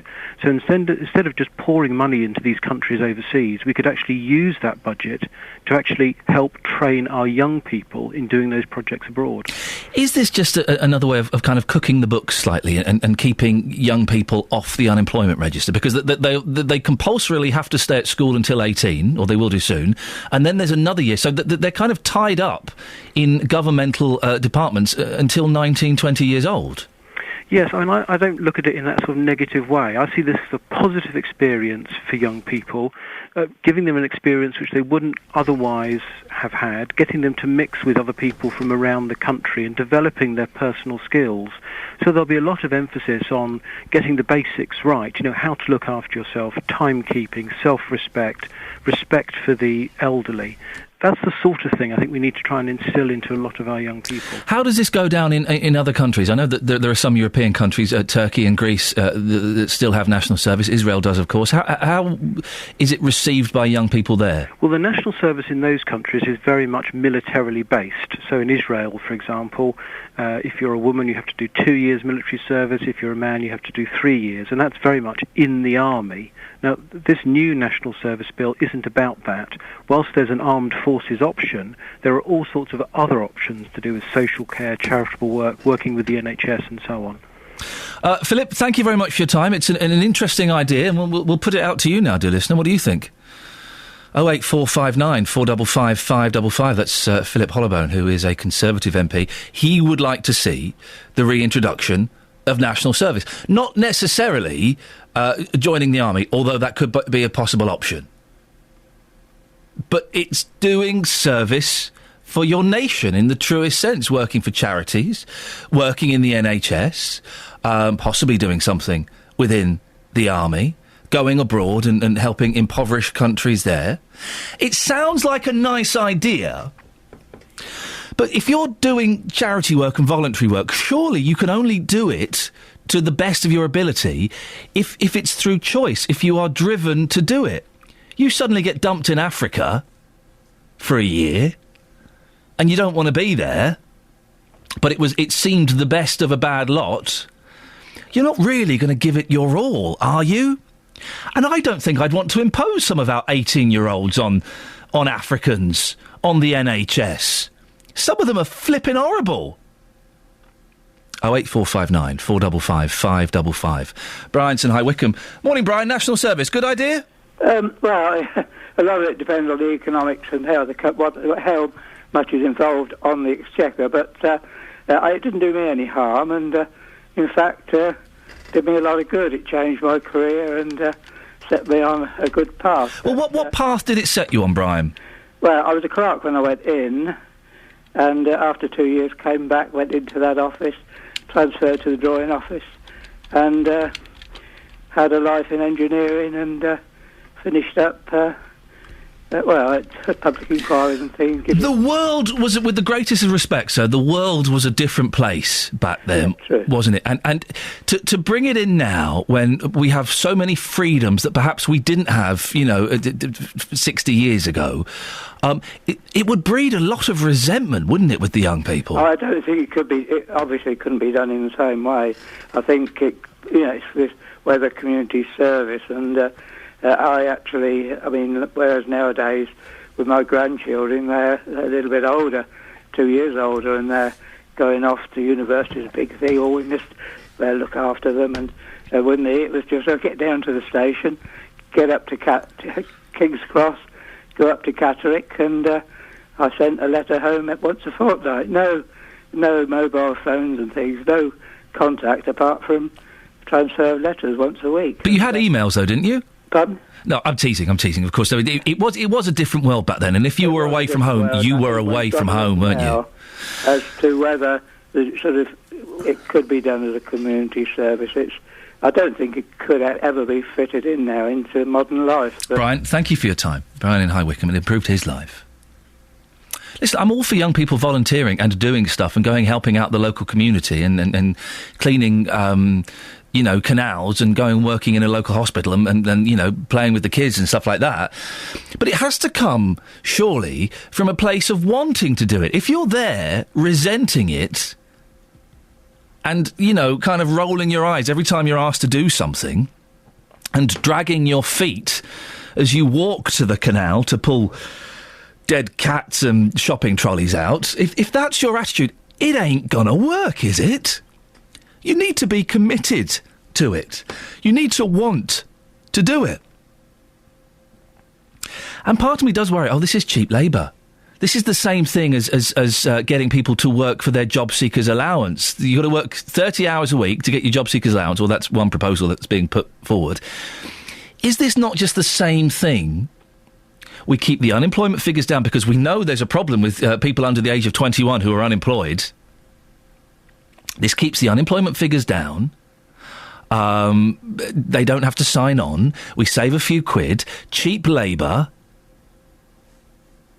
What do you think? 08459 455 555. Listen, I'm an old man. This is an old man's show. I'm doubtful we'll have any 18-year-olds listening to this. But, if we do, could you give me a call and let me know your thoughts? The MP we just spoke to, Philip Hollowbone, said he did speak to 18-year-olds. Didn't tell me what they'd said, and didn't tell me if they were from a wide political background. 08459 455 555. The reintroduction of national service, if it happened today, would you be happy for your children, your grandchildren to be called up? To be sent, I don't know, to the wilds of Scotland, for goodness sakes? And if you're an 18-year-old, I know it's a long shot, I know. Would you be happy to do it? Do you think that's not a bad idea, actually? I could do with the experience, travelling the world and helping out orphans. 08459 455 555. This is Iain Lee, BBC Three Counties Radio. It's 7:45. Let's get the travel news now with Adam. Travel news for beds, cards and bugs. BBC Three Counties Radio. Still looking slow on the M1, particularly southbound from Luton toward Hemel Hempstead, junction 10 through to 7. It's not a solid queue, but it is very slow moving. M25 not looking ideal this morning. Very busy into the roadworks from back at the M11 through to Enfield and then onwards toward Potters Bar. Once you're out of the works, you'll find it slow from the M1 to Kings Langley and from Maple Cross through to the M40. The A1M southbound heavy at Stevenage and then into London through Boreham Wood. Delays from Stirling Corner to Mill Hill Circus. Indeed, the A10 looking quite slow as you go in toward London this morning as well. Southbound through Enfield, Bullsmore Lane to Southbury Road. Harpenden, the delays on the A1081 haven't dissipated quite yet. It's still looking quite busy around Station Road.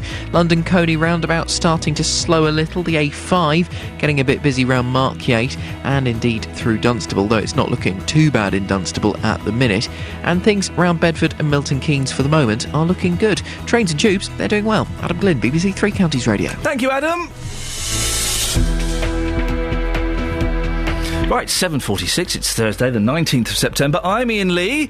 These are your headlines on BBC Three Counties Radio. Central Bedfordshire Council says a Luton man ignored the advice given to him when extending his house. Saeed Raza Shah, who lives in Barton-le-Clay, has been told he must now demolish the extension. The Health Secretary, Jeremy Hunt, will set out plans to turn around 11 hospital trusts, including Buckinghamshire, that were put into special measures over concerns about higher-than-average death rates. And in sport, Chelsea suffered a surprise 2-1 defeat to Swiss side FC Basel in the Champions League, while Arsenal won 2-1 in Marseille. Coming up, hydrogen cars and remote controls. Oh, but before that, let's get the weather with Elizabeth Rizzini.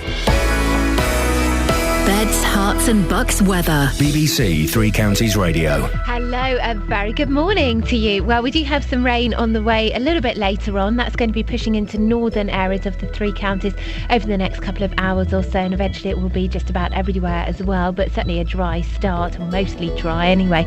The breeze is going to pick up as the rain comes through. Most of the rain is going to be on the light side, but we could see the odd heavy outbreak here and there, but most of it quite light and patchy, really, not amounting to very much at all. Turning quite breezy then with that southwesterly wind, and then the rain, which is moving quite fast, is going to clear away quite nicely into the afternoon. So by the time we get to the middle of the afternoon, then we're looking dry again with a bit of brightness developing. Top temperatures today of up to 15, perhaps even 16 degrees Celsius, 61 in Fahrenheit. Sound excited, but actually it's below average for this time of year. Still quite cool.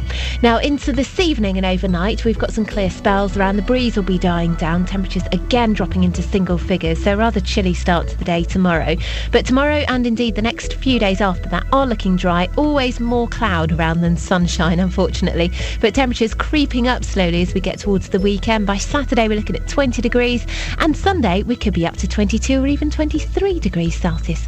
Really nice. That's the forecast. Elizabeth, yeah. You're a character, aren't you? Why? Sorry? What I mean is you're an individual, and we love individuals. Yes. Yes. What do you call your remote control? No, I don't have a name for my remote control. Well, what do you say then? If you're at home with your partner or whoever, your family, and the remote control's on the other side of the room, what do you say to them? We say remote control, or we can say telecomando, which is remote control in Italian. Telecommander? That's not remote control in Italian. That's just words. Telecommand. That's a great name for it. Thanks, Elizabeth. Thank you very much. Telecommander. It's not remote control in Italian, is it? The Italian language, I'm not being racist, but it's very, very odd. Every weekday morning from 9, the biggest local talking points. There is only one professional force that can control chemical weapons. How can we, as a civilised country, stand by and let more poor innocent children get killed? The JVS Show. Harry's in Bedford. Let's see what Harry wants to say. She knew what the laws were. She knew what she was doing. She got caught. Tough. I disagree with the penalty. I think that for smuggling drugs, it shouldn't be a death penalty. The JVS Show. Weekdays from 9. BBC Three Counties Radio. We're talking about national service. It's being proposed by MP Philip Hollowbone that young people, 18-year-olds, will compulsorily be dragged into national service. Dragged in, that's the wrong phrase, isn't it? But they'll be made to do it. Not necessarily militarily. It could be helping African orphans in Africa. Could be helping out in hospitals. Could be all kinds of things. What do you think? Is that a good idea? 08459 455 555. Matt's in Luton. Matt? Hello? Matt, what do you think? Is it a good idea? Of course it's a great idea. You say of course, why?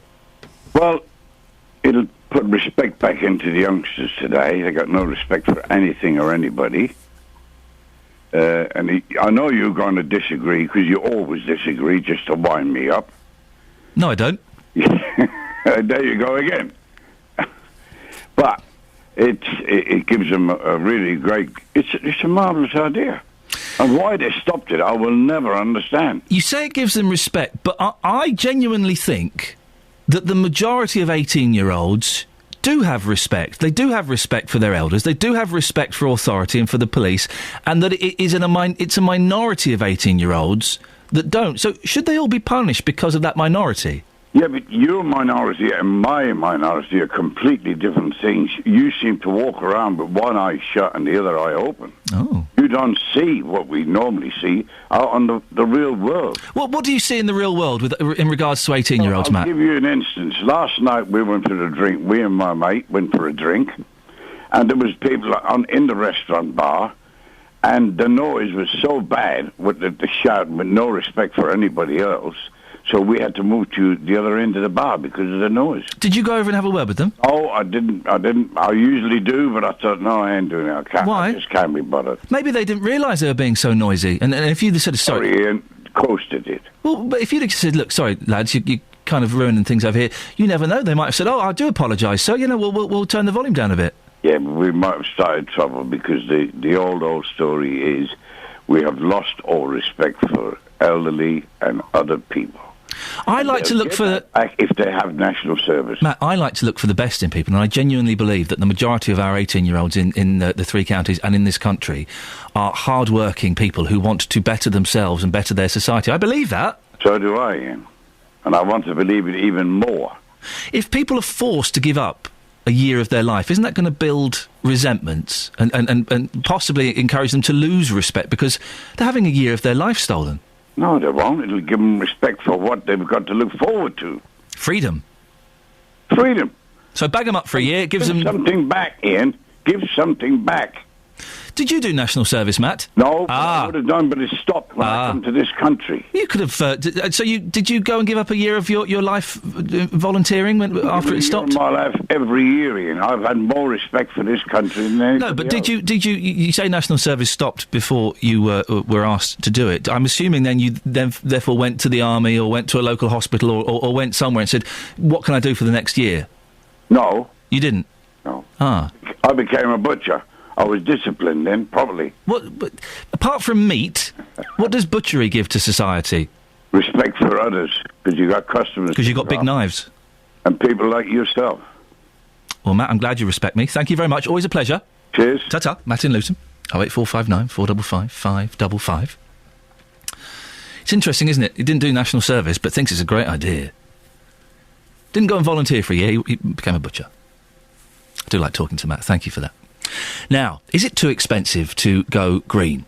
One of our MEPs has been test driving a car powered by hydrogen fuel. The Conservative Vicky Ford is smitten by the idea and is now calling for more EU funding into scientific research.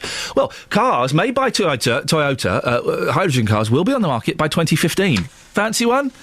Between £30,000 and £60,000. Oh! Well, Adam Raynor is a Hertfordshire-based motoring journalist and studied environmental engineering at the university. He's excited by the idea of the hydrogen cell. How excited are you by it, Adam? Oh, well, it is. That was environmental science. It is the future, and it is absolutely inescapable. Making electricity takes quite a lot of effort. And you also have to actually make it from something. Now, hydrogen is 73% of our entire universe. There's lots of it.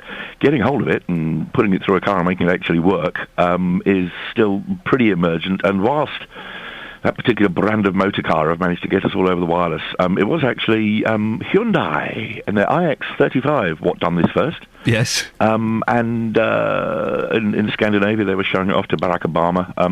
Fact is, though, is that we have actually got a grip that this is necessary, and in the most wonderfully British fashion.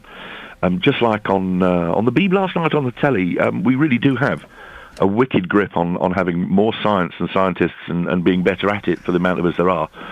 Way above our weight internationally, and there is a new establishment been set up to research sort of future engines, and this is terribly exciting. This really is the future, and hydrogen is that's pretty volatile stuff. They will make cars that will go like stench on hydrogen. So we're not leading the way, but we're certainly kind of batting above our weight a little bit. Oh, major league. I mean, just as a sort of British science thing, but the main issue is that this is relatively difficult stuff to handle because, it is actually just a gas, and getting it liquefied is going to be even more impressive. See next year's model. One day they will be able to stash some liquid hydrogen bottles in the back of a vehicle and have it go the most astonishing distance. Can I ask a silly question? If a hydrogen car has a car crash, will it blow up? Well, this is all part of the huge issue. I mean, it's similar questions to do with petrol. Right now, hydrogen itself, it's not helium, which is rather more explosive, but it is anything that's volatile enough to go off boom and set an engine reciprocating. Of course, there's potential risks, but the talking about the sort of technology and engineering when it's thus emergent is a little bit sort of almost irrelevant. It's sort of yes, and your point is, you don't put your finger in a candle flame either. People are going to have to engineer these things such that they work, or they're not going to be sellable. £30,000 to £60,000 at the moment, Adam, and I would suspect it's going to be a long time before those prices come down to the point where you and I could afford one. Oh yes, but then that was the same thing with those lovely plasma televisions. And there is always a group of people in any technology, because the technology is my main thing, especially the automotive electronics technology too. In any flavour, there's what you call the early adopter. And historically, the Americans, and in particular the Californians, have done this forever. Do you remember the Dustin Hoffman movie with Tom Cruise, Rain Man, all those years ago? Yes. Started off with Toto Coelho singing and some really sexy-looking Ferraris being shipped off a boat. It was all... and the big deal with our baddie character, who was so redeemed, is that his cars couldn't pass emissions in California because they care about this stuff more than anywhere. And whilst you might be a gazillionaire movie star, it's great to show off that you've got some environmental chops.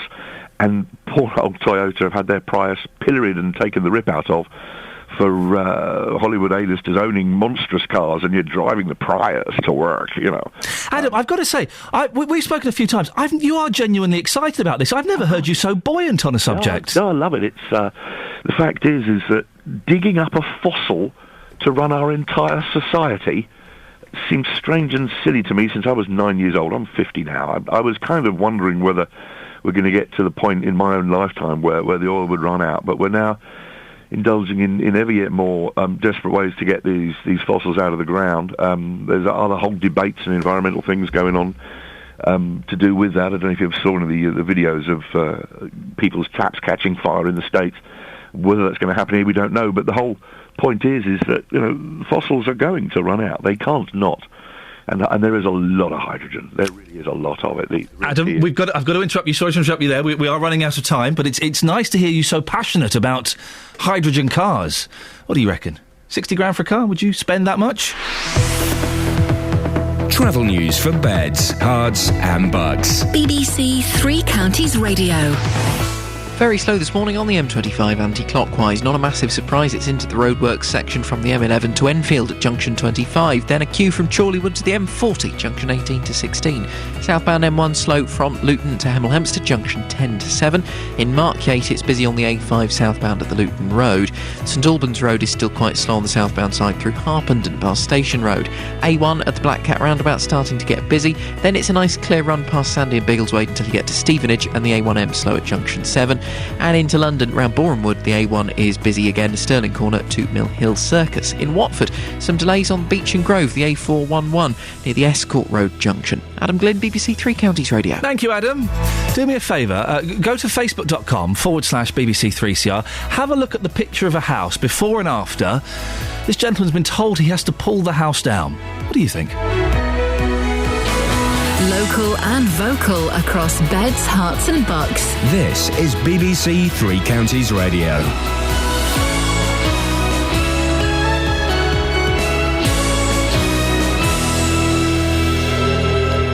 It's 8 o'clock, I'm Richard Williams. The headlines. Council say Luton man ignored planning advice. Bucks NHS trust to be placed under new management. And probation service protests. BBC Three Counties Radio. A Luton businessman could be forced to tear down his dream home in Bedfordshire after failing to get the correct approval. Syed Raza Shah received planning permission for an extension to part of his house in Barton-le-Clay, but carried out further work to make the home bigger. Retrospective planning permission has been refused, meaning he's been served with an enforcement order telling him to demolish his home. Speaking to Iain earlier, Conservative councillor Nigel Young from Central Bedfordshire Council says Mr Shah extended way beyond what had been given permission to do. The granted planning permission increased the floor space by approximately 45%, and the building that's been constructed has increased the floor space by 200%. So we didn't just quickly refuse or without guiding Mr. Shah through this process. Buckinghamshire Healthcare NHS Trust could be placed under new management. It's part of a plan being announced by the Health Secretary Jeremy Hunt today. The trust was one of 11 put into special measures after being found to have higher than average mortality rates. Here's our health correspondent Adam Brimelow. In July, the NHS Medical Director, Professor Sir Bruce Keogh, reported failings at 11 hospital trusts. They were ordered to make improvements and promised extra support. Drawing on the idea of superheads to turn around failing schools, managers from successful hospitals will be given contracts to improve these trusts, with bonus payments if they raise their ratings and lift them out of special measures. The government says rather than paying expensive management consultants to write reports about the problems, these contracts will give NHS leaders the time and incentives to fix them. A jury has been unable to reach a verdict in the case of a University of Bedfordshire student accused of killing a teenager in a crash on the A1M. Theo Manzar was a passenger in her car when the accident happened. Lee Agnew reports. St Albans Crown Court heard that Shabazz Whitehorn was driving home to London with 3 others when her car left the motorway near Welwyn Garden City. 18-year-old Theo, a semi-professional footballer who had trials at Wycombe Wanderers, was pronounced dead at the scene. Miss Whitehorn pleaded not guilty to causing death by careless driving. The jury was discharged after they couldn't agree a verdict. Protests against plans to privatise large parts of the probation service are taking place this lunchtime. The National Association of Probation Officers says it will compromise public protection. Bob Turney is a former burglar and now a probation officer. He says more investment is needed in the probation service. It needs to be more funded. See, the trouble is we use prison far too often in this country for some crimes. I mean, particularly there's a lot of people in prison with mental health issues. They need to be taken out of the system and dealt with appropriately. I mean, you've got the prison staff. They can't take and pick and choose who's going to turn up at their doorstep at night. They're not trained to deal with mental health people. So it's all that you need to look at. In sport, in the Champions League, Jose Mourinho's Chelsea side suffered a surprise 2-1 defeat at home to the Swiss side FC Basel, while Arsenal won 2-1 away in Marseille. Your weather, it will be clear this morning. There should be some sunny spells, but perhaps the odd isolated shower later. There'll be a top temperature of 16 degrees Celsius. That's 61 degrees Fahrenheit. And don't forget, you can get all your latest news and sport online at bbc.co.uk/3 counties. Thank you, Richard.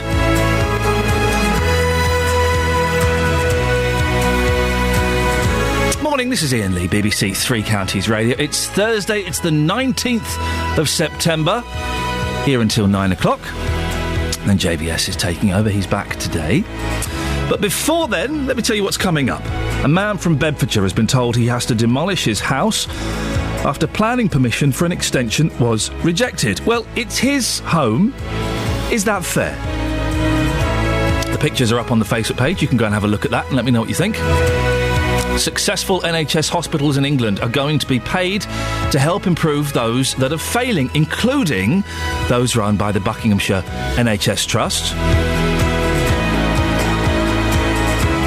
And a Conservative MP is calling for the reintroduction of national service. Turns out lots of you are in favour of it. Good idea? Or just cheap labour?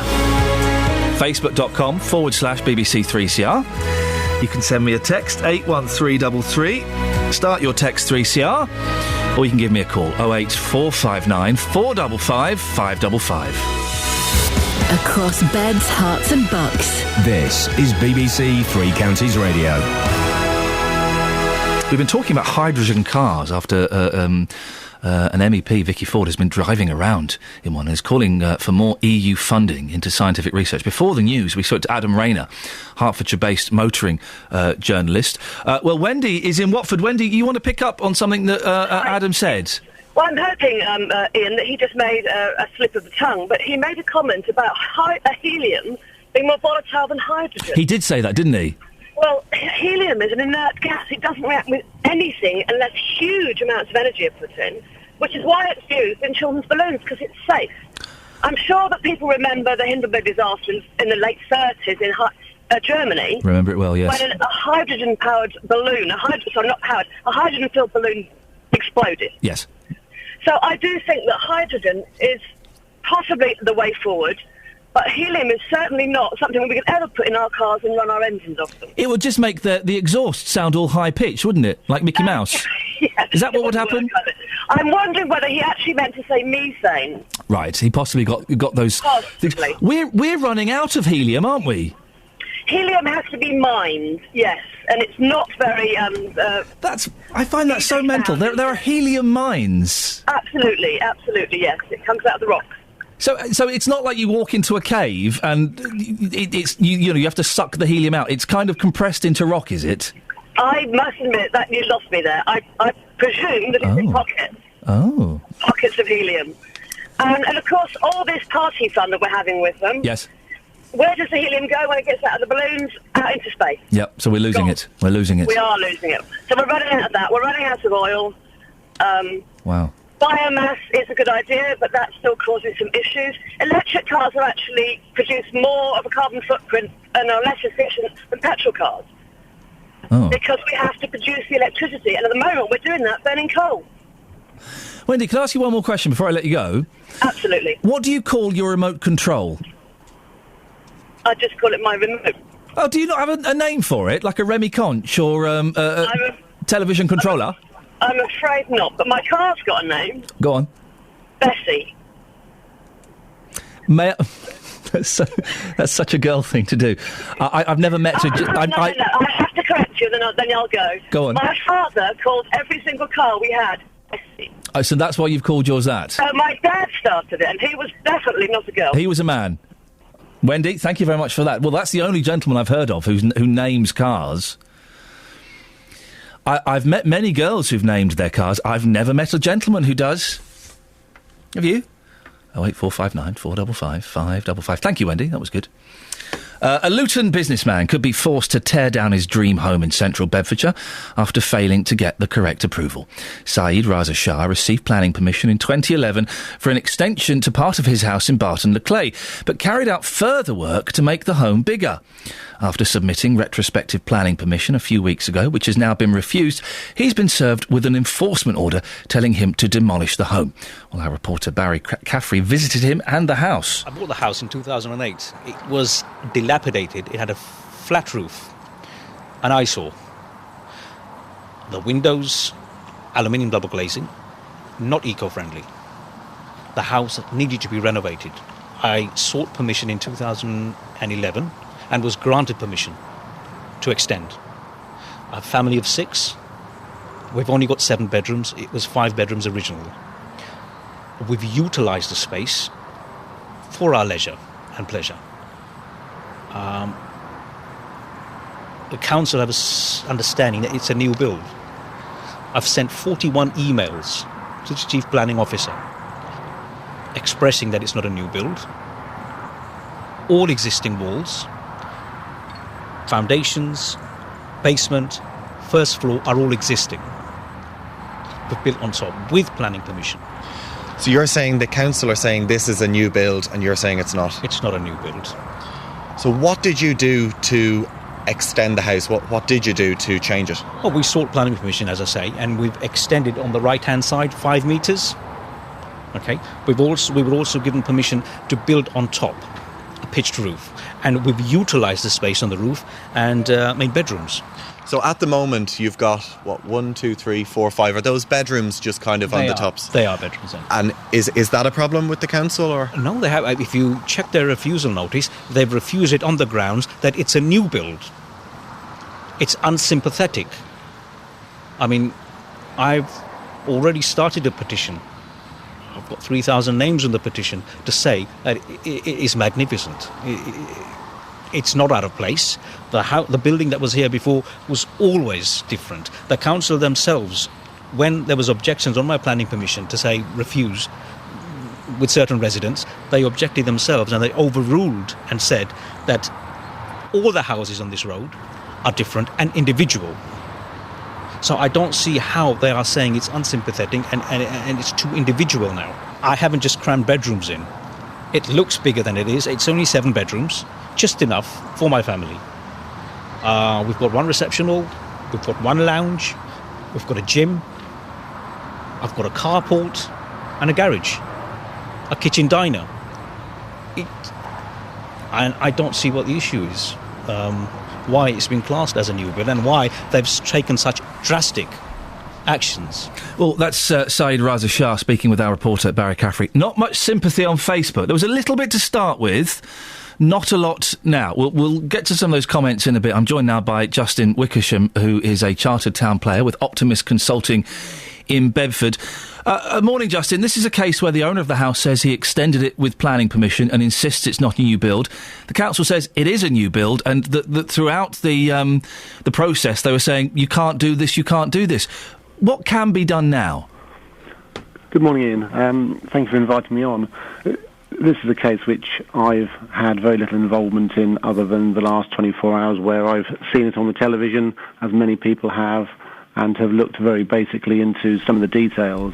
It's a situation that's not uncommon insofar as there are many projects out there where developers have taken forward projects that perhaps haven't been in accord with normal planning policies, and the subsequent action that's taken typically is that a council will either invite an applicant to submit a retrospective planning application, or indeed they may take enforcement action immediately. This is obviously a case where a retrospective application was put in, and the merits of the case I can't particularly go into, other than to say that it's very evident from what I've seen that there is a change to the original building, and I don't think that's particularly disputed.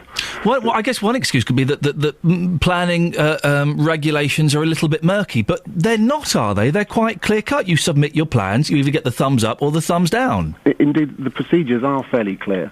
I do say fairly. There are many ways in which the procedures can be operated within. The system attempts to give everybody a fair chance in order to put forward their proposals, to have them reviewed by the local authority, and if the subsequent action is that it's a refusal, there is an opportunity to go to appeal and an independent body known as the Planning Inspectorate. And it's a fairly common procedure that where applications are refused, that many applicants choose to go down that route because that provides them an alternative view on whether their proposals are acceptable or not. But in terms of the murkiness of it, certainly it is a subject that can be very subjective. Most of the issues that tend to come up at planning stages tend to be matters of design and the interpretation of what is good and what is bad.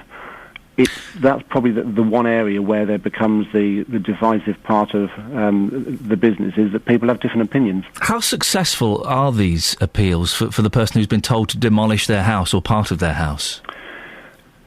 It very much depends on the nature of the sort of appeal that you'll be talking about here. Is an enforcement notice will have been served, and the nature of an appeal against an enforcement notice is there are a number of ways and grounds upon which the enforcement notice can be appealed, and many of those are legal niceties, if you like, that there are grounds that you can appeal on that suggest that the process that the planning authority have gone through has been incorrect. Now, they very rarely work on appeal because authorities, most of the time, and certainly that they attempt at their best to follow procedures by the book, but there are occasions when that can be successful.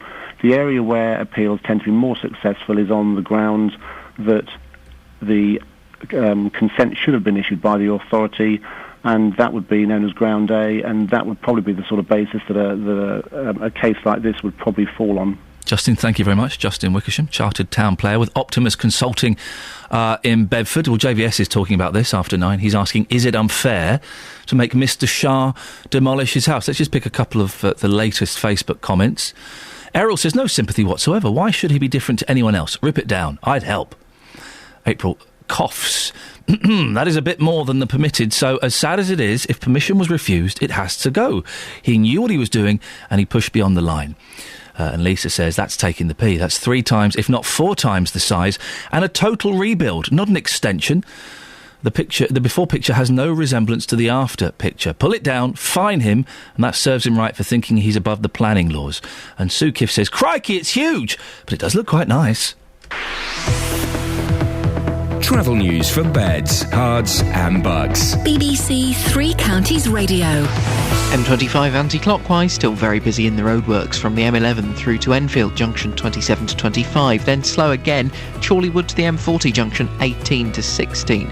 It's quite busy on the M1 as well, slow traffic from Luton to Hemel Hempstead junction 10 to 7, and the A5 looking quite busy around Markyate.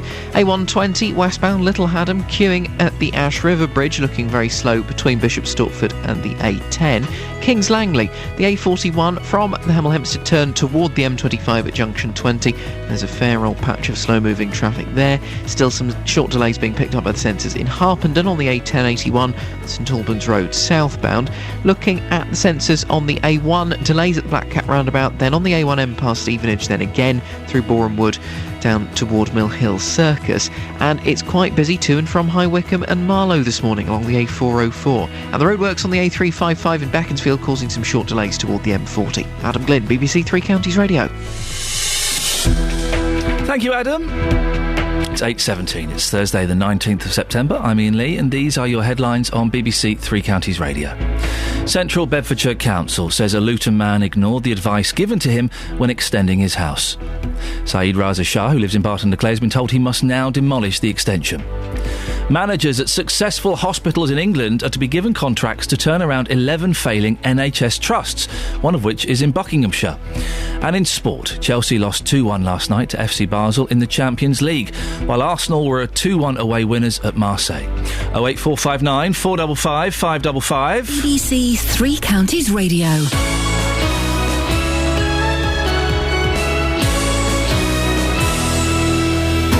Nick Coffer. On Friday afternoon, I'm heading to the brilliant Milton Keynes Museum. Across beds, hearts and bucks. I'll bring you live music. We'll join in the Wolverton Railway Works 175th anniversary celebrations, find out all about a mini festival of speed for charity, and learn how to be a mumpreneur. Nick Coffer. Live from Milton Keynes Museum, Friday from midday, here on BBC Three Counties Radio.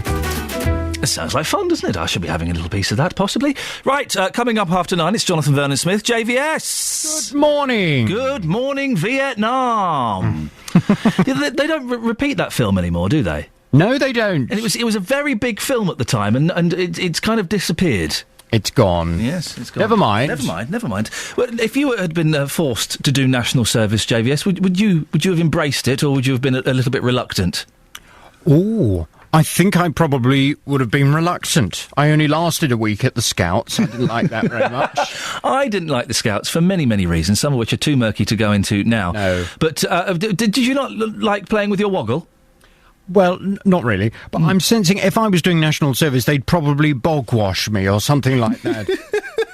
Or dip your head upside down and give you a good flushing. Exactly. I wouldn't really want that. We do that to you here, though, don't we? So my team frequently do. Yes. I must get Tim to stop doing that. What's coming up on your show today? Well, coming up on the big phone in this morning, we're of course picking up on this story about the Luton businessman who could be forced to tear down his dream home in Barton-le-Clay because he didn't get the right planning permission. Saeed Raza Shah was given the go-ahead to make limited changes to his house, but the work he's done, he's made the property much, much bigger. He submitted retrospective planning permission a few weeks ago, but it's been refused, and now he's been served with an enforcement order telling him to demolish his home. Well, if you haven't seen Mr. Shah's house, and I know you've been talking about this morning, log on to the BBC Three Counties Facebook page and let me know from 9 this morning what you think. Is it unfair to make Mr. Shah demolish his house? It looks very smart, doesn't it? It's certainly unique. Don't you like it? Let me just get the picture of it up again in front of me. I can see myself living there. I think it's not to my taste. No? No. Well, you'd rather live in that funny old bungalow? Well, if I had the choice, yes, but neither of them are particularly attractive in my humble. Well, when it was a bungalow, yeah, in my opinion, it looks like a mobile home. And all he's really done is turn what looked like a boring mobile home... into a chavvy palace. Into a luxury palatial home, probably with executive breakfast bar. He has got a gym, a carport and a garage. I don't know what the difference between a carport and a garage is. Well, one you shut and one you just don't. Which one don't you shut? the carport. I hope he's got one of those revolving discs so you don't have to turn your car around manually. You just press the button. He looks like he's got an east and a west wing. Do you know what I mean? I think it looks very smart, but... It's a little ostentatious for me, I'm afraid. OK. Well, he didn't get the correct planning permission, but when someone doesn't get the correct planning permission and they create something that's actually rather impressive, should they really be told to demolish the whole thing? From 9 this morning, I want your views on this. Is it unfair to make Mr Shah demolish his home? 08459 455 555. Text 81333. Start your message with 3CR. Text will be charged at the standard network rate. BBC Three Counties Radio. Some of the best NHS trusts in England are to be partnered up with 11 failing trusts, including the one that covers Buckinghamshire, as part of a plan to turn their management around. The Health Secretary, Jeremy Hunt, will give more details later of how he hopes to deal with the trusts who are put into special measures over concerns about higher than average mortality rates. Buckinghamshire Healthcare NHS Trust runs 3 acute hospital sites in Amersham, Stoke Mandeville and Wickham, and 5 community hospitals. I'm joined now by Dr Mike Smith, who is chairman of the Patients Association. Good morning, Mike. Morning. What do you think of this idea, bringing in possibly some of the best consultants and retraining them to be managers? Well, I didn't hear the retraining bit, and I heard Jeremy talking this morning, but certainly bringing in managers to failing places can be a real lift. Now, I've heard it said elsewhere that he proposes some sort of training, sending them to Harvard for a year. Well, if he were to do that with the poorest managers, letting the good ones get on with it, that might be the way round it. But, you know, if you are a good manager, and to use the old adage, they're born, not made, really. And I remember this from my days in the health service when we had whistleblowers about residential and nursing homes in the patch I was working. And together with the chief nursing officer, I went in unasked. And as soon as you walked through the door, within 5 minutes, you knew whether the place was managed well or not. It was friendly, it was communicative, everywhere was clean, everywhere was happy. You went into places where the manager was known as Mrs. Smith. And, she says, we've got to do it this way. And we had no doubt where the whistleblowing was coming from. Now, that's one little anecdote, but suffice it to say that taking good managers and sending them out of the NHS at this time for a year in Harvard doesn't seem the best way to spend money. Just send them in the hospitals, get on with it. Too many times we produce reports 50, 60, 70 pages long. And we had the Francis report on the disaster up in Mid-Staffs, and that we haven't really acted upon. We've had more reports since. So to do something, i.e. put managers into places that need a bit of a shake-up, great idea. Send them away for a year first. Well, don't agree with that. Is part of the problem with the bad managers that they just haven't got the right experience to run a hospital? Well, that's possibly so, but then you may well ask why they get promoted that high. It's quite a long process to get that high, and one would have thought that in the selection process, I mean, the jobs are well paid, they're potentially lifetime careers, and to get to that position, you would have thought that somebody along the way would have marked their card and said, this person's not going very far, whereas this one is. I mean, they tend to do it in the army. I don't see why they don't do it in the NHS, so that when you get the people actually up the top there, then they do bring about the raising morale, get the whole place working properly, and what's more important, keep the mortality rates low. So it sounds like you're kind of agreeing with Jeremy Hunt in principle, but perhaps he's got some of the ideas slightly back to front. Well, that's right. I mean, what I try and do, Ian, is to tell you and your listener what the patients are telling us on our confidential Patients Association helpline or in our surveys. And we haven't asked them, and they haven't said anything about the academic details of managers. But I feel that what they might say, and that's what I'm trying to say now, is that if you have a good manager and you can put him or her into a place that isn't being well managed, while sending the one there away for a regeneration, perhaps, if the one you're sending away is ever going to be a good manager, who knows, but at least that will be doing something, and that's what everybody who phones the helpline wants to see. They want to see something better be done, because we hear so many concerns about the NHS, and all we get are reports about it at the moment. Mike, thank you very much. Dr Mike Smith, Chairman of the Patients Association. Call 08459 455 555. BBC Three Counties Radio. That's the phone number if you don't want to give us a call. You can also go to facebook.com/BBC3CR or send me a text, 81333. Start your text 3CR. We're talking about national service as well this morning. Conservative MP Philip Hollowbone wants to bring it back for 18-year-olds, compulsory, not necessarily in the military, but certainly, as he sees it, contributing something to society. Well, Billy's in Milton Keynes. Good morning, Billy. Oh, hi, good morning, Ian. How are you? I'm good, thank you. Do you think it's a good idea? It's a brilliant idea, I think. Why are you taking so long? Why do you think it's so good? Because I don't think young people engage with the society nowadays, actually. I think it's brilliant idea to bring it back. They get engaged in all sort of things. With the, as I said, as Philip was saying earlier, with the many different kind of service, they will engage with society, with the older people, the services we provide as a British government or other local things. They will get engaged with local people. I think it's absolutely brilliant idea. I don't know why it's taking so long, actually. But is it not just an excuse or a way for the government to get some cheap labour by sending them to help out the NHS and sending them to help out the army? No, it's not. It's just lots of other countries do it, and we used to do it, so I don't know why we stopped in the first place. From last 20 years, lots of people have lots of people are single parents nowadays. I think it's a brilliant idea. As myself was a single parent, I think it was a good idea if somebody had So it would. You're saying it would be a good idea because it will make your life as a single parent easier. No.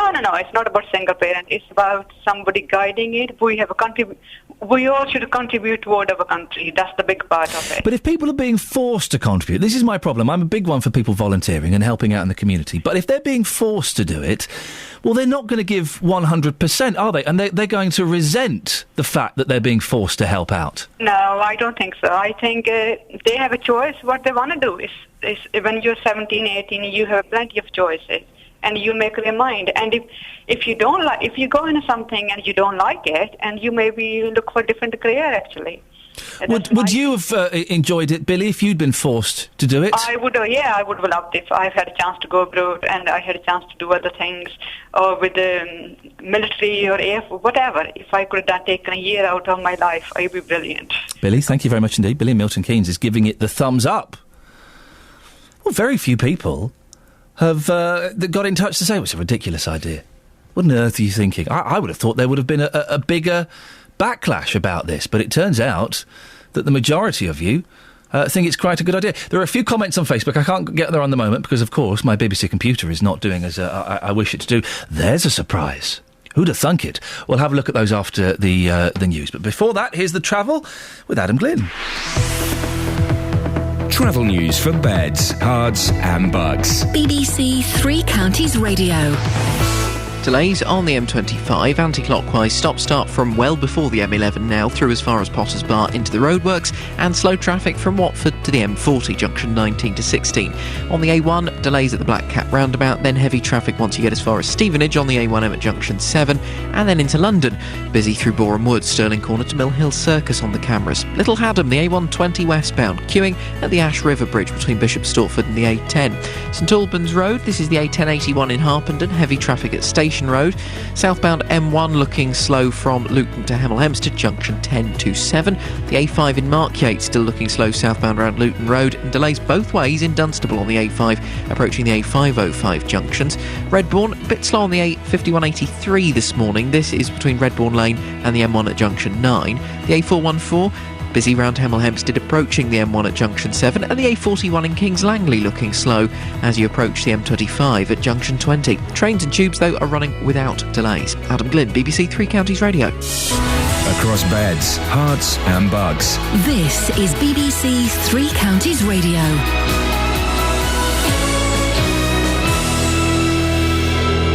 It's 8:30, I'm Richard Williams. The headlines. Central Bedfordshire Council say a Luton businessman ignored planning advice and extended his home by over 4 times the size that was agreed. Saeed Raza Shah has now been told he must demolish the extension. Buckinghamshire Healthcare NHS Trust is one of 11 NHS trusts that could be placed under new management. It's part of a plan being announced by the Health Secretary Jeremy Hunt today. And protests against plans to privatise large parts of the probation service are taking place across the 3 counties this lunchtime. 3 Counties Sports. BBC 3 Counties Radio. Arsenal beat Marseille 2-1 in the Champions League to earn a 10th successive away win and maintain the club's record of never losing a European match to a French side in France. The goals came in the second half from Theo Walcott and midfielder Aaron Ramsey. Alan Green has more. Though there was a long spell in the first half during which Arsenal didn't play that well, all round this was a deserved victory and shouldn't have been made nervous through conceding a stoppage time penalty to Jordan Ayew. Thankfully, there was no further time for further danger. Both Arsenal goals came in the second half, a poor header by defender Morel being suitably punished by Walcott's fierce volley. Then Ramsey, who quietly played as well as anybody else in Arsenal colours, shot home from 20 yards. And Mandanda also made several good saves. A satisfying start for Arsenal. Jose Mourinho says he accepts responsibility for Chelsea's surprise 2-1 home defeat by Basel in the Champions League. The Swiss side came from behind at Stamford Bridge to record their first ever win in England, but Mourinho still believes his side will finish top 2 in the group. The objective of finish top 2 in the group phase and to go to the next stage of the Champions League is an objective that, of course, is not lost, far from it, and is an objective that we are going to fight for. And is an objective that I believe very, very much that we are going to achieve. MK Dons chairman Pete Winkleman says the latest plans for more retail development next to Stadium MK won't mean a windfall for the football club. Crown Estate are funding a £25 million leisure complex at MK1. They're also buying the fitness centre there for £7 million. But the Dons chairman says although this will help the football side of the business, it won't mean big money transfers. Over the last few years during the recession, we've had to run much heavier banking, to make sure that we could keep delivering everything that we've promised at the stadium and cover the football club losses and everything else. So it's gone into reducing the debt levels of the business, which just makes us a little bit more competitive and a little bit more able to cope with the twist and turn that the football will no doubt throw us over the next 12 months. And Queen's Park Rangers are the new championship leaders after a goalless draw with Brighton at Loftus Road last night, whilst a 96th minute winner from Adam Lafondra saw Reading snatch a 1-0 win over Leeds. And in cycling, Sir Bradley Wiggins leads Tour Cycling of Britain going into the 5th stage today. The 177-kilometre ride through Wales finishes in Caerphilly. Mark Cavendish won yesterday's 4th stage in a sprint finish. There's more at 9.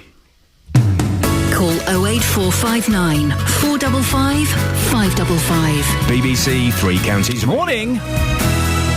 In BBC 3 Counties Radio, we'll be talking about national service and lots of other bits and pieces. We'll get to that. But first of all, it turns out we're all doomed. The world is going to end. This isn't a joke. This is actually going to happen. But there is a caveat. It's going to happen in 3 billion years' time. Researchers from the University of East Anglia say that's when life on Earth will end. Well, Andrew Rushby is from the University of East Anglia's School of Environmental Sciences. Andrew, how on earth do you work this out? Hi. It's a good question. What we did actually was we made a very simplified version of the Earth because there's so many complex, human factors involved in it that we just had to say, let's make a very simple model of the Earth. And our main interest was looking at how the sun becomes brighter over time. So in order to do that, we looked at astronomical databases and made computer models on how the sun will get brighter and how that will affect temperatures on the Earth. And so from that, you've calculated that the Earth has got 3 billion years. Yeah, it's a huge window because there's so many. It's such a complex system that there's so many other caveats that we could take into account. For example, we haven't included things like anthropogenic climate change, pumping CO2 into the atmosphere, because we're looking at investigating a different question using a different tool. Our model runs over millions of years, whereas my colleagues here at the University of East Anglia use extremely complex climate models to map human-induced climate change over scales of hundreds of years. But what we were essentially looking for is how this may affect planets around other stars in the galaxy and how they might stack up compared to the Earth in terms of how long they're habitable for. Will humans, according to your model, be around for 3 billion years, or are they going to go sometime before that? Well, that's difficult to say. We don't really map how humans might change. Evolutionary biologists might be better people better people to speak to about this. But I'm an optimist, and I hope that, given 1 billion years, humanity will have spread out across the galaxy in some sort of happy galactic family. Well, wouldn't that be nice, Andrew? Thank you very much indeed. Andrew Rushby from the University of East Anglia's School of Making Things Up of Environmental Studies. Email 3cr@bbc.co.uk. BBC Three Counties Radio.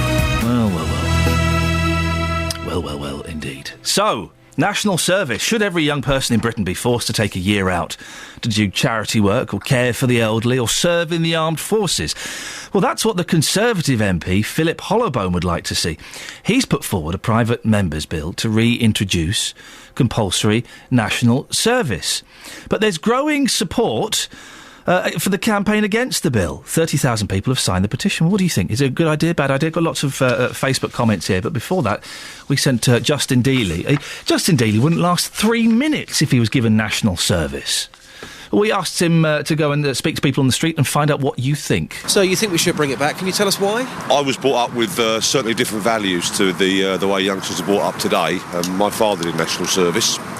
I think it would instil those values into the youngsters. I think the discipline is not there in this day and age now. I think it would also have other benefits. It would, in many cases, give them a career that they could move on to in the future. And I just think it's, from the social point of view, I think it's fantastic. Teamwork. I just think the benefits of it are enormous. So it would certainly change this country for the better, as far as you're concerned? Yes, I think it definitely would. Yes, yeah, without a doubt. Somebody else who thinks it's a good idea to bring back national service. Can you tell us why you think that's the case, madam? Well, I just think it would take the youngsters off the streets and that they would be trained in a profession and get an apprenticeship and things like that. Give them a focus? Yeah. I mean, somebody just said to me it would bring respect back in this country. Would you go along with that? Yeah, probably would, yes, yeah. Well, I can only find people this morning who think it's a good idea. Alan, why do you think we should bring back national service? Because it stops all the youngsters from gathering around and getting themselves into trouble unnecessarily. But is it really that bad now out there? Yeah, it is, because teenagers have got nothing to do because of the fact that councils keep on closing down all the community centres. So you think if it was to come back, these people will be taken off the streets, it'll give them a focus and hopefully give them a better life? Give them a lot more discipline as well. A lot more discipline. Explain what you mean by that, because people keep on saying to me that we haven't got respect, we haven't got discipline. What's happened recently that makes you think that? Well, you've only got to look at the way the youngsters are now. They've got no respect for anybody at all. So, yeah, I fully agree with youngsters haven't got any respect, and putting them in the national service through the military, that'd help them and give them some prospects for life. I don't like this sweeping statement that all young people have no respect and are lazy and a waste of space. I don't believe that for a second. I can't believe that for a second. 'Cause if that's what you think, you might as well go and jump off a cliff now. That we're all doomed. Forget the 3 billion years nonsense. Just go and do it now. Surely, most young people are positive, respectful, intelligent, questioning young people, aren't they? You're not going to read about those in the Daily Mail or the Daily Express, though, because that's not a story. 18-year-old does homework and is good. 19-year-old helps out at charity. 20-year-old has plans for the future. That's not a story. It's a story to see 18-year-old drunk in the street, 19-year-old doing some drugs, 17-year-old stab somebody. But the majority of young people aren't like that. I nearly said kids. Barry's got very strong views on this. Iain, Barry writes as though he's a copper or he's had military service. Barry and Hemel. Iain, home without planning and national service. Refusal to obey orders and rules is relevant in both these discussions. The offender, in the case of the house, has clearly broken planning regulations and should be forced to make the building comply or be demolished and rebuilt.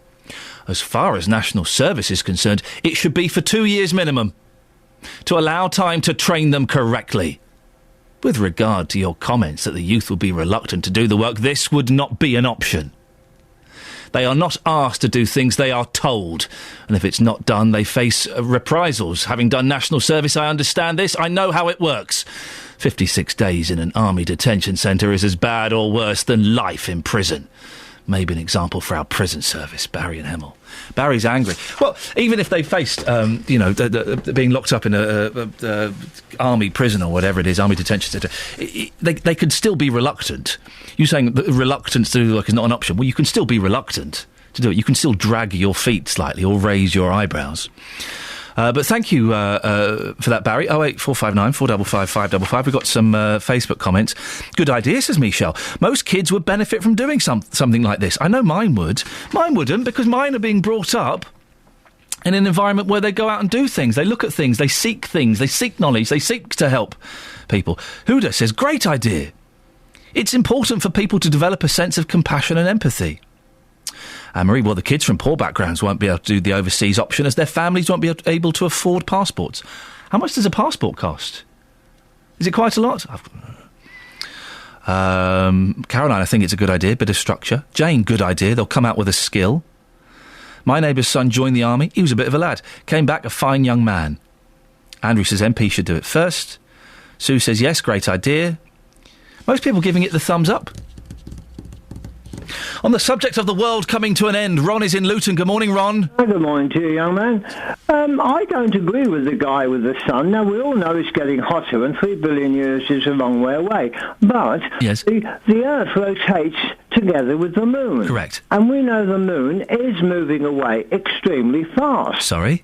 Now, the moon is moving away... Where? About 10% away from the Earth. What, every year? Every year it moves about 3 millimetres. Oh. Consequently, if the moon moves away, so the Earth will go into a little bit of a wobble. Consequently, the moon and the Earth are engaged together. The guy who came on regarding the sun, had he brought in the question of the moon in relationship to the Earth, because you see, the Earth has to balance with something.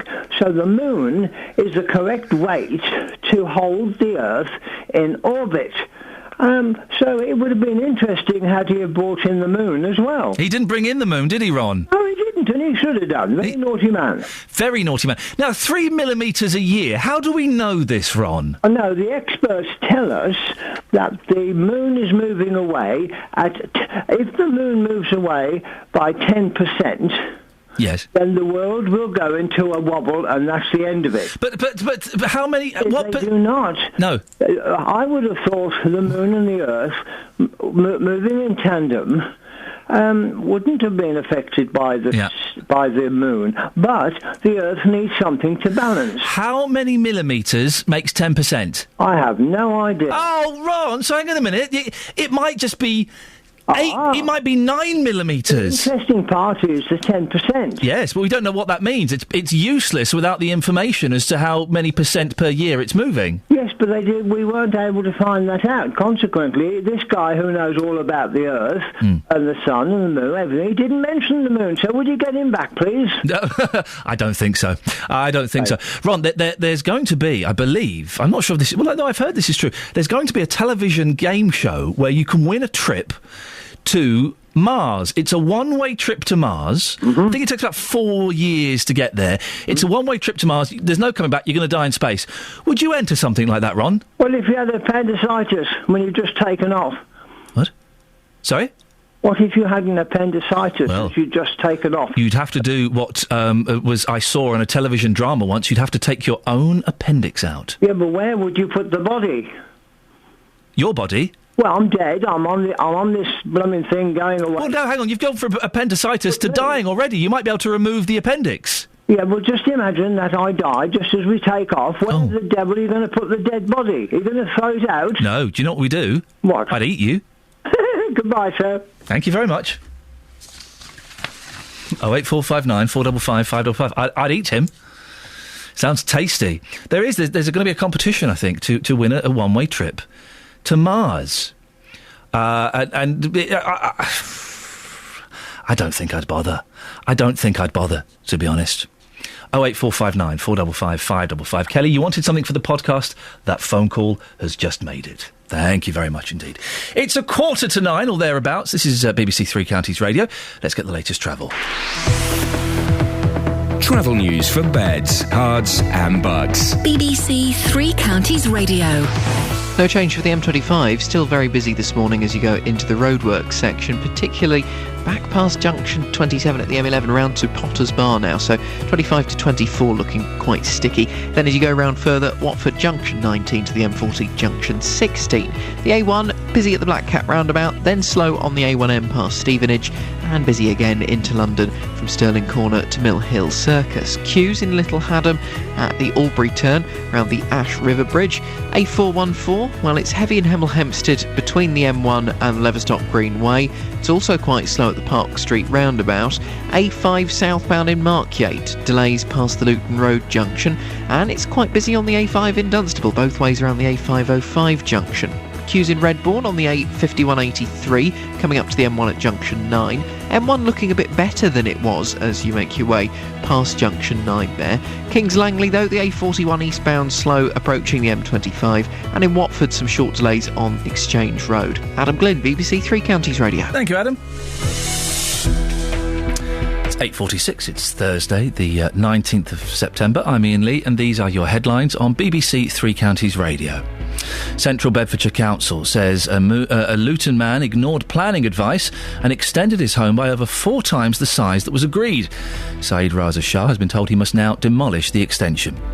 Buckinghamshire Healthcare NHS Trust is one of 11 NHS trusts that could have a new management team after it was placed in special measures. It's part of a plan being announced by the Health Secretary Jeremy Hunt today. In sport, Jose Mourinho is still confident his Chelsea side will make the knockout stages of the Champions League, despite losing 2-1 at home to Swiss side FC Basel last night. Coming up, Justin Dealey will be outside Mr Shah's house. The home that was extended is now being told he must knock it down. Have a look at the Facebook pictures, facebook.com/BBC 3CR. Before that, let's get the travel. I do apologise, the weather. Here's Elizabeth. Beds, Herts and Bucks weather. BBC Three Counties Radio. Hello, very good morning to you. We do have some outbreaks of rain on the way. They're going to be pushing into the northwest or continue to do so. So turning a bit wet. Most of the rain is going to be on the light and the patchy side. We could just see the odd heavy burst here and there, but for the most part it's not going to amount to very much at all. Now it is going to turn quite breezy, a fairly brisk southwesterly wind developing, and the front moving quite quickly actually, so it should be a much drier picture by the time we get into the middle part of the afternoon, drying out nicely and even brightening up too before the end of the day. Top temperatures today up to 15 or 16 degrees Celsius, 61 in Fahrenheit. Now as we head through to tonight, some clear spells, a few mist patches over the Chilterns always possible. Temperatures down to single figures once more, so a chilly start to the day tomorrow. Tomorrow quite a lot of cloud, little bit of sunshine at times, and temperatures up to 18, perhaps even 19 degrees Celsius. Climbing temperatures, in fact, as we head towards the weekend, looking dry and with a nice shot of warm air. So it does look like temperatures will get into the low 20s by the time we get to Sunday. What a treat for the weekend. That's the forecast. Some people say that we get a bit too excited about our trails.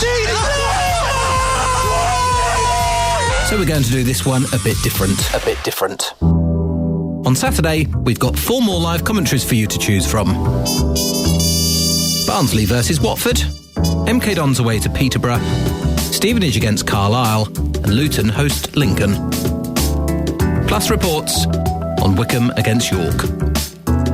All our local teams live in Three Counties Sport, Saturday from 2 here on BBC Three Counties Radio.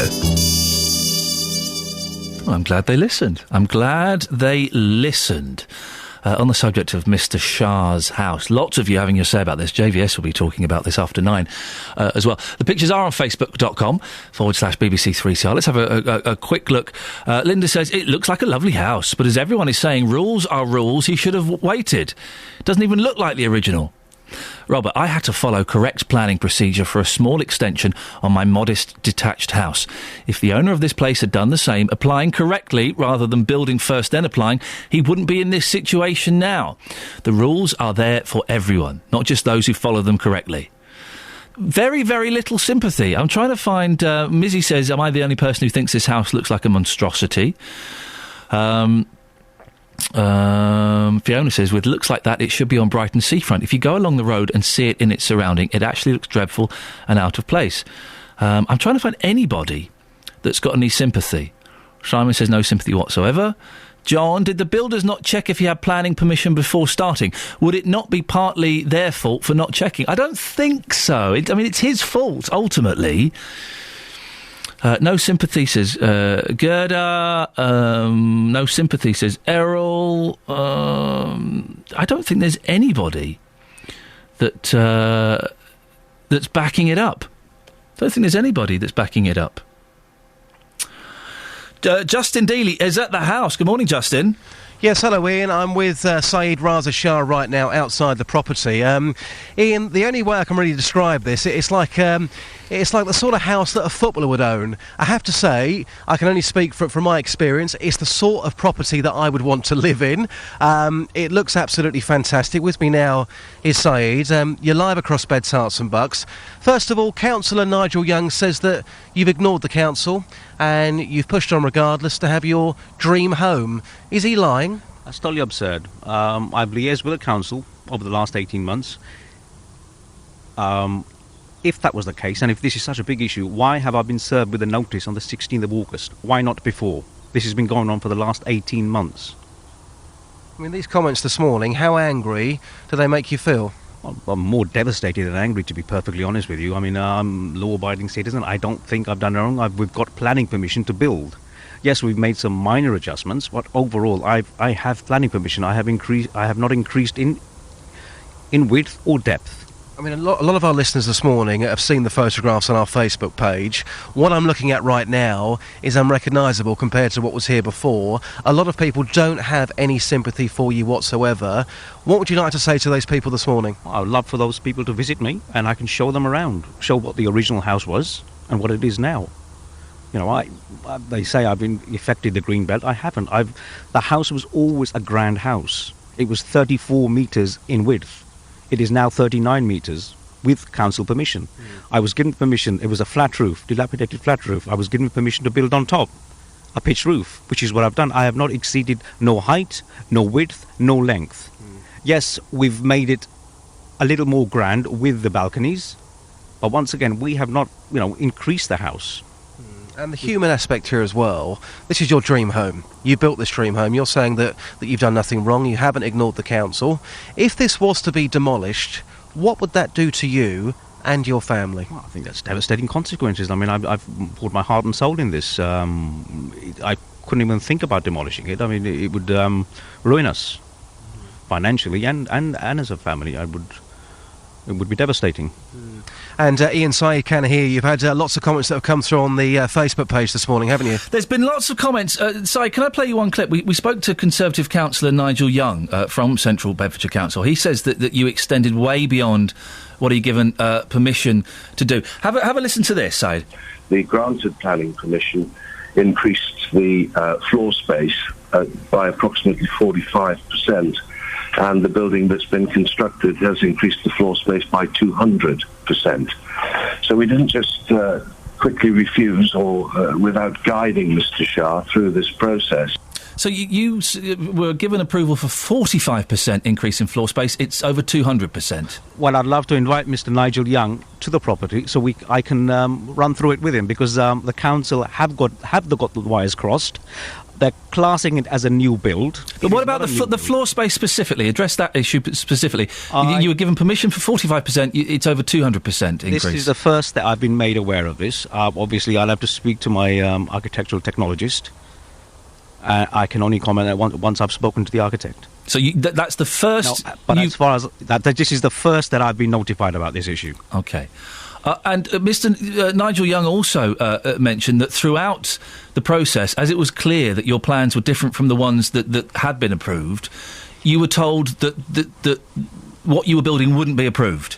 And with all due respect, would it take 15 months to serve an enforcement notice if my plans deviated? But were you told during the build, as Mr. Young stated, that your plans were different from those that had been submitted and you wouldn't be allowed to build this? Absolutely not.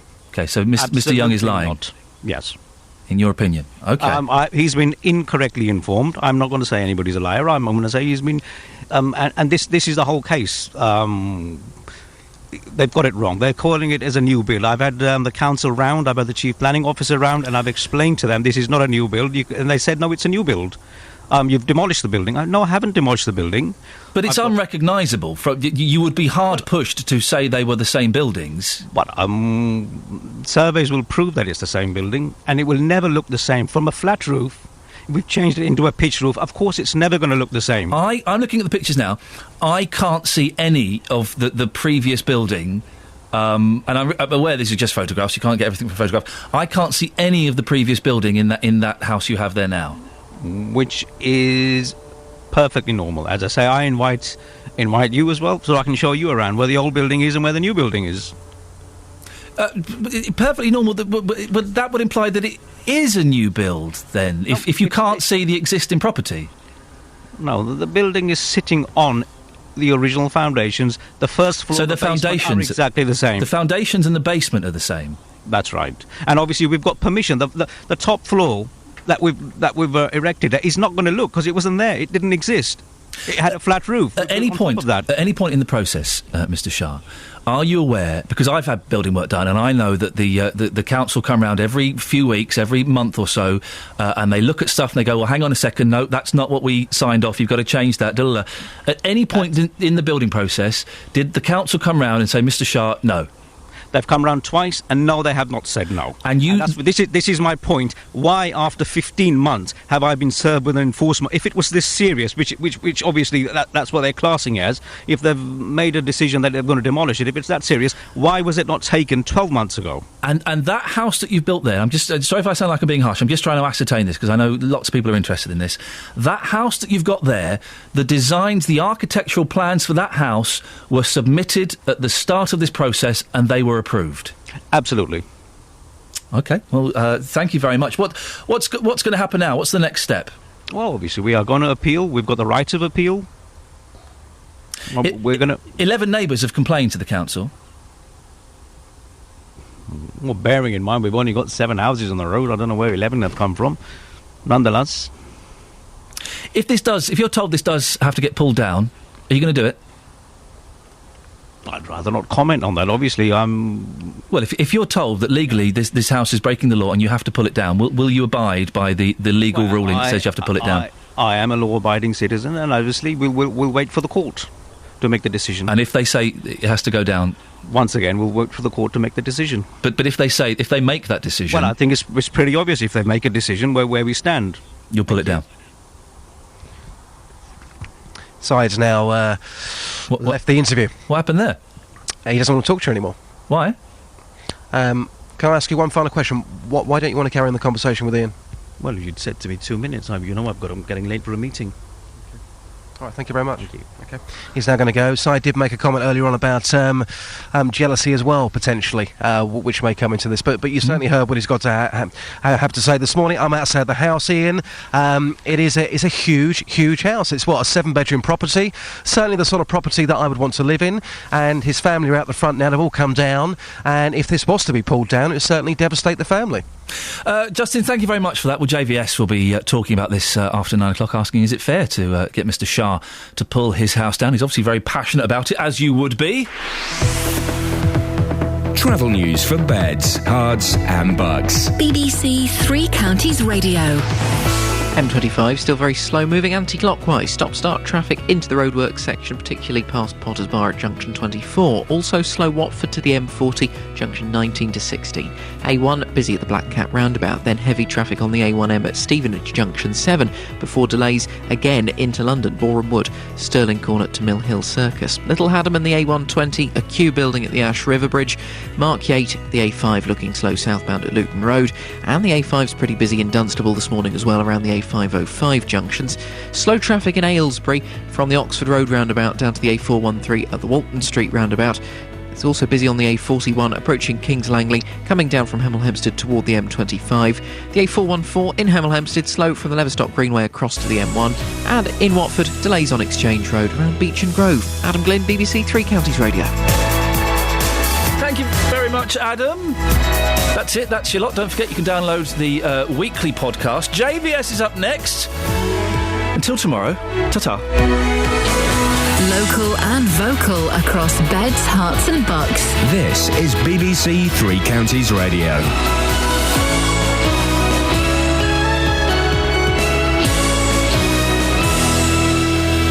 Thank you, Iain. Good morning. Welcome to the JVS show.